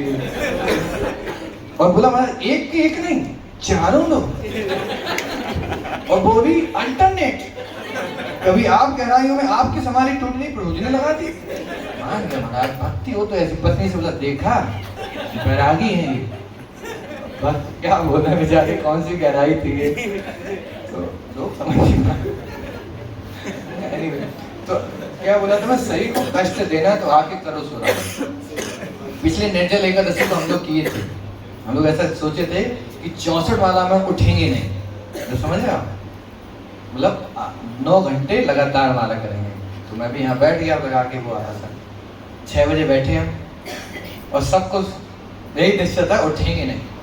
तो कोई 7, 8, 9 बजे तक सब टिके रहे। मैं देखा एकदम पूरी टीम हिली नहीं अपने जगह। 9:30 हुए कि एक नीचे से ऊपर बैठ गया कुर्सी पे। 10 बजे हुए कि एक गेट के बाहर। 12 बजे हुए तो 2-3 चल के चालू हो गए। 3 बजे मैं जैसे तैसे तो हिम्मत करके बैठा रहा। 6 बजे बैठे थे हम लोग, 3 बजे का दोपहर लगातार बैठे। 3 बजे आँख खुली तो केवल मैं ही अकेला बैठा, पूरे मंदिर में कोई नहीं है। ये हमारी समाधि से 4 बजे फिर हमारी 64 हुई, उठी हम लोग 4 बजे। हमारे पास सब ठीक है। इंतजार पहला कौन उठ रहा है, फिर हम उठ पाए। हाँ, और इंतजार करते हैं पहले कोई तो उठे यार, हमारा बदनाम। जैसे ही कोई उठा, पानी पानी पानी, और बाटा कूलर में पहले जाएंगे फिर घर जाएंगे। पानी पीने उठे थे प्रभु। तो बड़ी दम निकलती है माला में। आसान है क्या आपको लग रहा है? क्या करके देखो, 32 माला एक जगह बैठ जाओ, करके देखो बिना हिले डुले। बहुत तगड़ी साधना, इसलिए सिद्धि है इसमें। आप अगर नियमित 16 माला करते हो ध्यान पूर्वक, 7 दिन में आप जहाँ देख लोगे वो चीज हिल जाती है। फैक्ट है। देख रही ना। हाँ, जो सोच लोगे आप वो पूरा होने लगता है। आप कैसी बात करो, माला बहुत शक्ति है। आप पूछो भक्तों का अनुभव है कि नहीं। 16 माला कर रहे हैं, मन में जो विचार आ जाते हैं, क्लास के समय बस नहीं करना इम्पोर्टेंट है, तो मन में जो विचार आ जाते हैं पूरे होने लगते हैं। जो इच्छाएं होती है भगवान अगले दिन पूरा कर देते हैं। मैं गारंटी देता हूँ नियमित रूप से माला कर रहा हूँ, शक्ति बहुत है इसमें। पर हम लोग प्रदर्शन नहीं करते हैं उसको, शक्ति प्रदर्शन करते नहीं तो बहुत शक्ति है। आप जिस व्यक्ति पे नजर डालो, सोच लो इसको भक्त बनना चाहिए, गारंटी से वो समय लेगा, भक्ति में आ जाएगा। आपने नजर डाली नहीं, मेरी नजर तो काम नहीं करेगी, लेकिन इफेक्ट समझ में आ रहा है। इफेक्ट प्रभुपाद जी ने जिस दिशा में उंगली करके नजर डाली थी, यहाँ मंदिर होना चाहिए। आज सारी जगह पे मंदिर बने हैं, उसी जगह उसी जहाँ प्रभुपाद जी उंगली करके। तो आप समझ के तो करके तो देखो माला, बहुत शक्ति है भगवान के नाम में। बस समस्या ये कि एक तो करते नहीं है, करते हुए तो एक आध माला बढ़ाते नहीं है, थोड़ा बढ़ाना चाहिए। बहुत सिद्धि है इसमें, कुछ करने की आवश्यकता नहीं है अलग से। आप अगर माला कंप्लीट हासिल कर रहे हो, आपके सारे काम होने लगेंगे। मतलब क्या बताएं, आप खुद अनुभव करो। एक्चुअली यू योरसेल्फ एक्सपीरियंस, आप खुद अपना अनुभव करके देखो एक्चुअली, तब आपको भरोसा आएगा। हाँ, ये बहुत इंपॉर्टेंट है। 8वां पॉइंट क्या है? Care for disciple, not leave him after दीक्षा देके छोड़ दिया, जिंदा भी है नहीं है पता नहीं, देख रेख करना चाहिए। गुरु की जिम्मेदारी है, उसकी सेवाएं हो, भक्ति ग्रो कर रहा, उसको कोई समस्या तो नहीं आ रही, उसकी माला कैसी चल रही, रेगुलर सिस्टम होना चाहिए भक्तों के देख रेख के लिए। ये इंपॉर्टेंट है। ये केवल इस्कॉन ने चालू किया है, प्रभुपाद जी कोई चालू नहीं करता था, छोड़ दिया बेचारे को। जो हो रहा था, मिल पानी रहा है, वो व्यवस्था है, सड़ी रहे बेचारे। प्रभुपाद जी ने बहुत इंपॉर्टेंट किया। दीक्षा देके जो इस्कॉन में आए हैं, माला चालू किए हैं, थोड़ी भी सिंसियरिटी दिखाए हैं, हम लोगों की जिम्मेदारी है।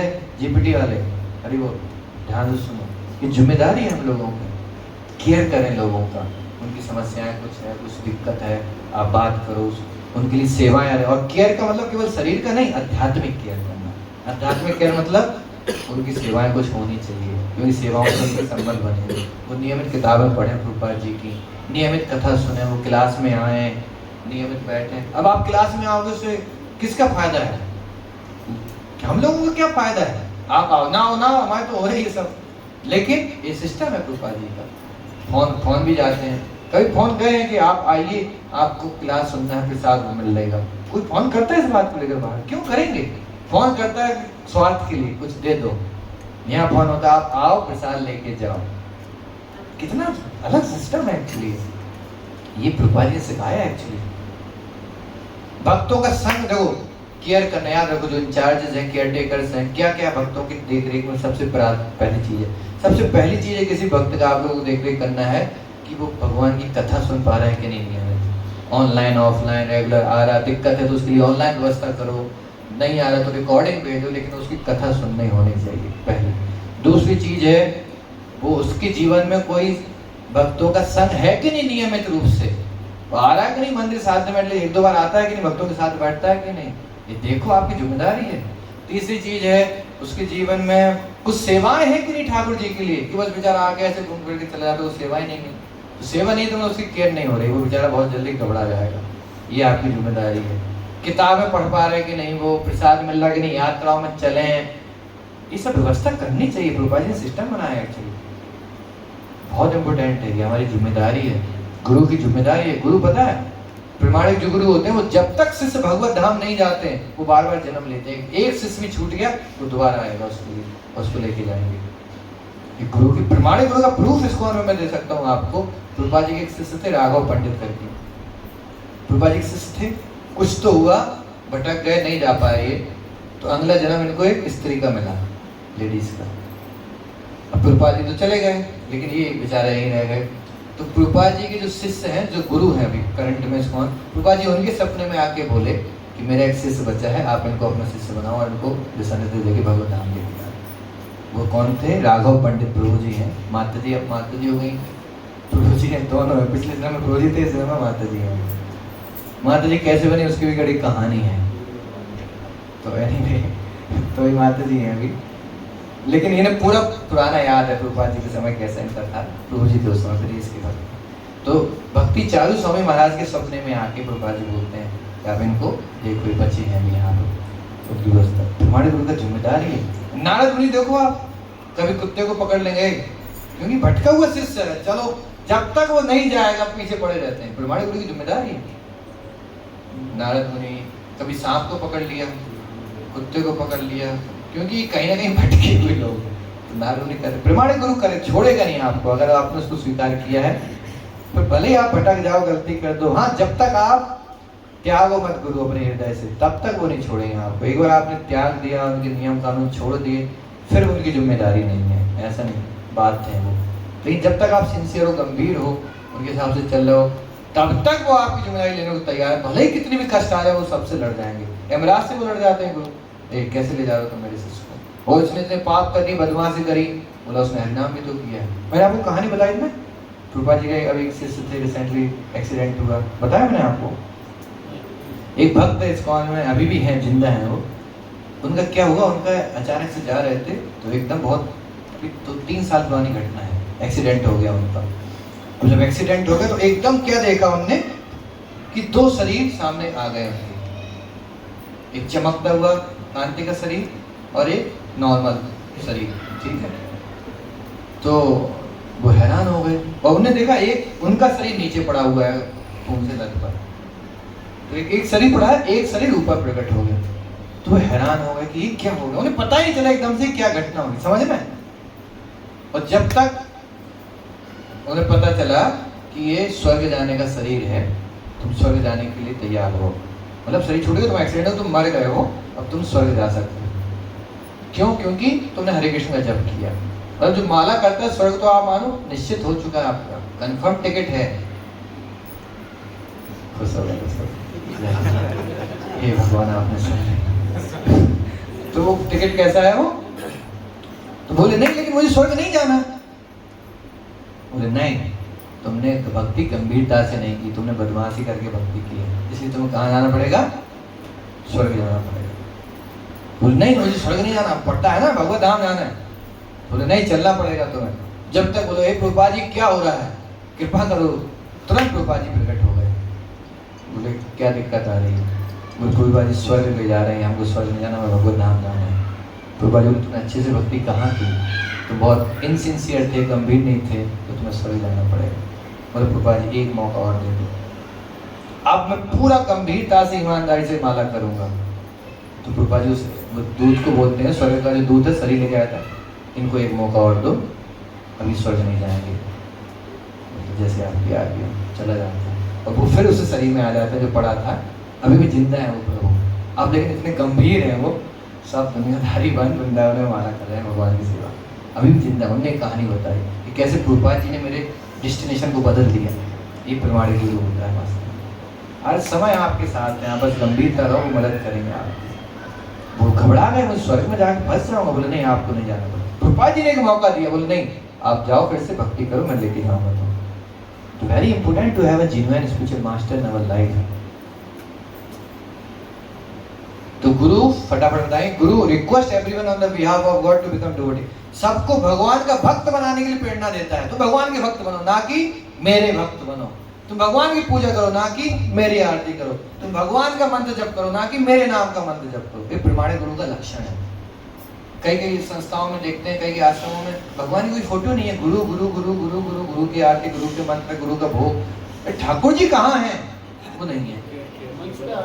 तो बहुत गलत है। गुरु गुरु मतलब वो पोस्ट प्यून है, भगवान से जोड़ने का काम है उसका, ना कि खुद से बांध के रखना। तो मेले चेलो मुझसे जुड़े रहो, नहीं। दूसरा, डोंट गिव शॉर्टकट। शॉर्टकट नहीं देता है। अरे कोई मंत्र देता हूँ एकदम अचानक से तो प्रेम आ जाएगा रातों रात, ऐसे नहीं। विधि विधान है, चलना पड़ेगा आपको। मतलब धोखाबाजी नहीं करता है, शॉर्टकट वाला फॉर्मूला है ना। एक ही दिन में तुम्हें गोपी भाव आ जाएंगे। वृंदावन में आप जाओ, कई ऐसे लिखे हैं बाहर, 6 महीने में गोपी भाव का आस्वादन, गोपी के भाव के स्तर 6 महीने, एक सेमेस्टर में। ध्रुव महाराज को फेल कर दी। ऐसा थोड़ा सा ना होता है, वो धोखाबाजी। Is lover of God and propagate love of God. वो भगवान का प्रेम ही होता है गुरु। आपको दिख जाएगा दिन भर भगवान की सेवा में, भगवान की चर्चा में लगा रहता है और दूसरों को भगवान से जोड़ने का प्रयास करता है। Never claim to be God, but always delight in being servant of God. कभी खुद को भगवान बोलने में आनंद नहीं आता, भगवान का सेवक हूँ मैं, दास हूँ, इसमें उसको आनंद आता है। ये वो हमेशा बोलते हैं। Collect respect from all living beings and offer it to God. सबसे सम्मान लेता है और भगवान को अर्पण करता रहता है। गुरु को सम्मान करना चाहिए, लेकिन खुद को नहीं रखता है। आप गुरु को सम्मान करो तो आपका सम्मान ठाकुर जी को, ये आपके देह है। मतलब पोस्ट प्यून, हमारा कुछ नहीं, पर्सनल मोटिवेशन। ये गुरु का लक्षण है। समझा? तो गुरु का भी सम्मान करना चाहिए, भगवान की तरह पूजा भी करनी चाहिए उनकी, लेकिन वो कभी अपने आप को भगवान नहीं बोलते ना। वो शिष्यों को बोलते हैं कि आप, एक गुरु बोल रहा था इनडायरेक्टली, क्या देखो इतना कुछ मैं कर रहा हूँ तो समझ जाओ ना मैं कौन हूँ। तो लगा भगवान हूँ। आप समझे तुम पॉइंट, यही तो मैं समझाने का प्रयास कर रहा था। अपने मुझे अच्छा नहीं लगता है बोलने में। तो आज से कौन है? तुम ही मेरे भगवान। और मंत्र में गुरु का नाम ऐड होता है, ओम विष्णु नमः, और बाद में श्री गुरु जी थे। मंत्र गुरु का मंत्र कौन सा शास्त्रों में है? गुरु का मंत्र आप चालू कर दिए, नहीं होना चाहिए, शास्त्रों से चलना चाहिए। समझ में आया आपको पॉइंट?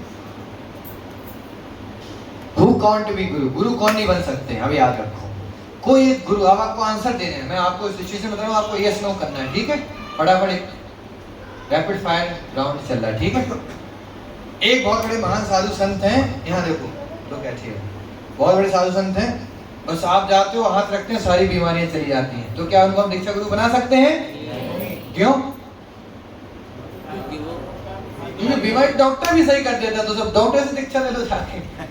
अगर बीमारी सही करना गुरु की दीक्षा है तो डॉक्टर भी कर रहे हैं अच्छे अच्छे, तो सब गुरु हो जाना चाहिए। सही। दूसरा गुरु जादू दिखा देते हैं। शिष्य बोला गुरु जी कुछ प्रसाद, अभी बच्चा ने ऐसा किया नहीं कि बढ़िया रसगुल्ला। अभी शिष्य बोलता बहुत पहुंचे हुए हैं भाई, ऐसे करते गुलाब जामुन, वो भी रसीला।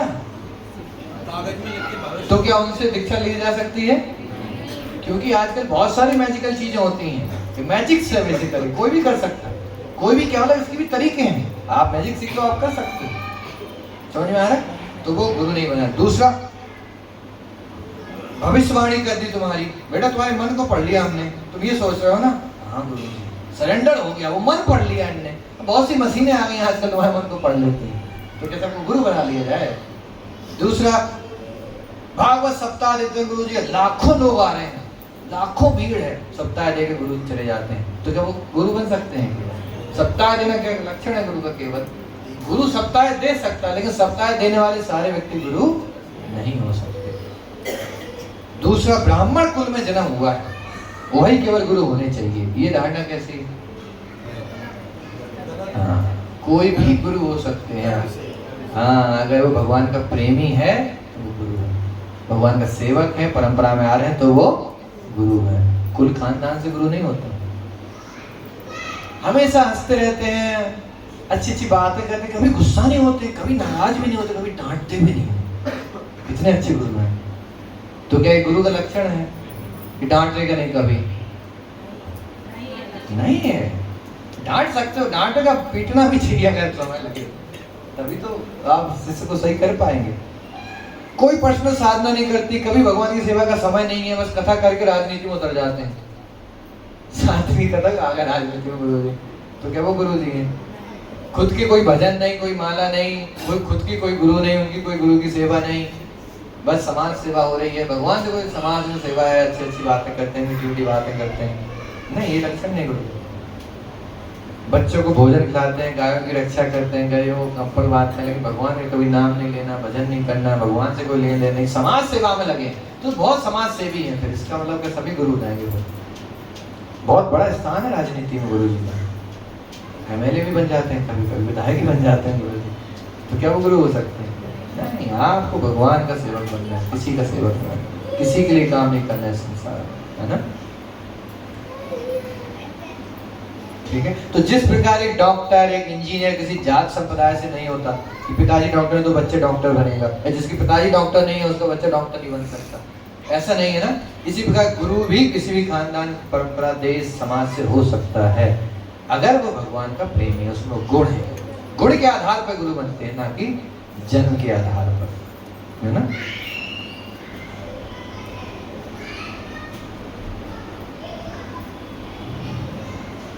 ओके, तो भगवान के प्रेमी होते हैं और भगवान के दास से। पोस्ट प्यून नहीं होता, प्यून नहीं, क्या होता है? पोस्टमैन चिट्ठी आती है वो आपको दे देता है, क्या है उसमें क्या नहीं है वो उसका कोई रोल नहीं होता, या फिर खुद पर्सनल उसमें क्रेडिट नहीं लेता है ना।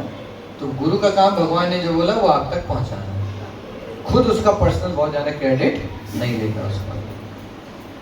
गुरु को किसकी जरूरत पड़ती है? हमने चर्चा की, फैशन के लिए गुरु बनाना चाहिए क्या? यार सबके गुरु हो गए हैं, सबके, तुम्हारे भी है, हमें बच गए, चलो बना ले आए। नहीं, कोई आलू टमाटर नहीं है, तुम खरीद के रख लो, है ना। ऐसा नहीं होना चाहिए, फैशन के लिए नहीं। जब आपकी इच्छा हो भगवान को जानने की, जब आपको लगे यार जीवन में बहुत कष्ट सह लिए, कुछ अच्छा जीवन जीना है, अब उठना है ऊपर इस संसार की समस्याओं से, तब गुरु के पास जाना चाहिए। तो मुझे बताइए जीवन में कैसे अच्छा जीवन जिया जाए, कैसे भगवान को प्राप्त किया जाए, तब गुरु के पास जाना चाहिए। टाइम पास के लिए गुरु के पास नहीं जाना चाहिए।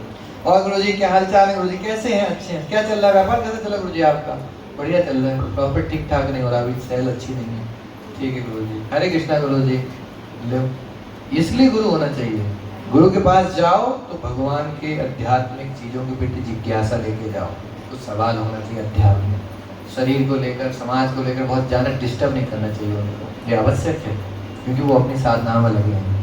हर दिन आप गुरु जी समझ चाहिए क्या होगा, परिवार में ऐसा चल रहा है, दुकानदारी अच्छी नहीं हो रही, व्यापार कुछ तो बताइए, कौन सा क्या करें, बार बार आप व्यापार को नहीं है, वो व्यापारी नहीं, किसी व्यापारी से मिल जाते हैं। या बीमारी को लेकर गुरु के पास नहीं आना चाहिए, वो कमर दर्द है, कोई योगा बता दो, एक्सरसाइज बता दो, अरे डॉक्टर से मिलो जाके, मतलब डिस्टर्ब क्यों कर रहे हो? गुरुपाद जी गुरु को पसंद नहीं था ये सब। अध्यात्मिक गुरु मतलब अध्यात्मिक जिज्ञासाओं के लिए जाओ।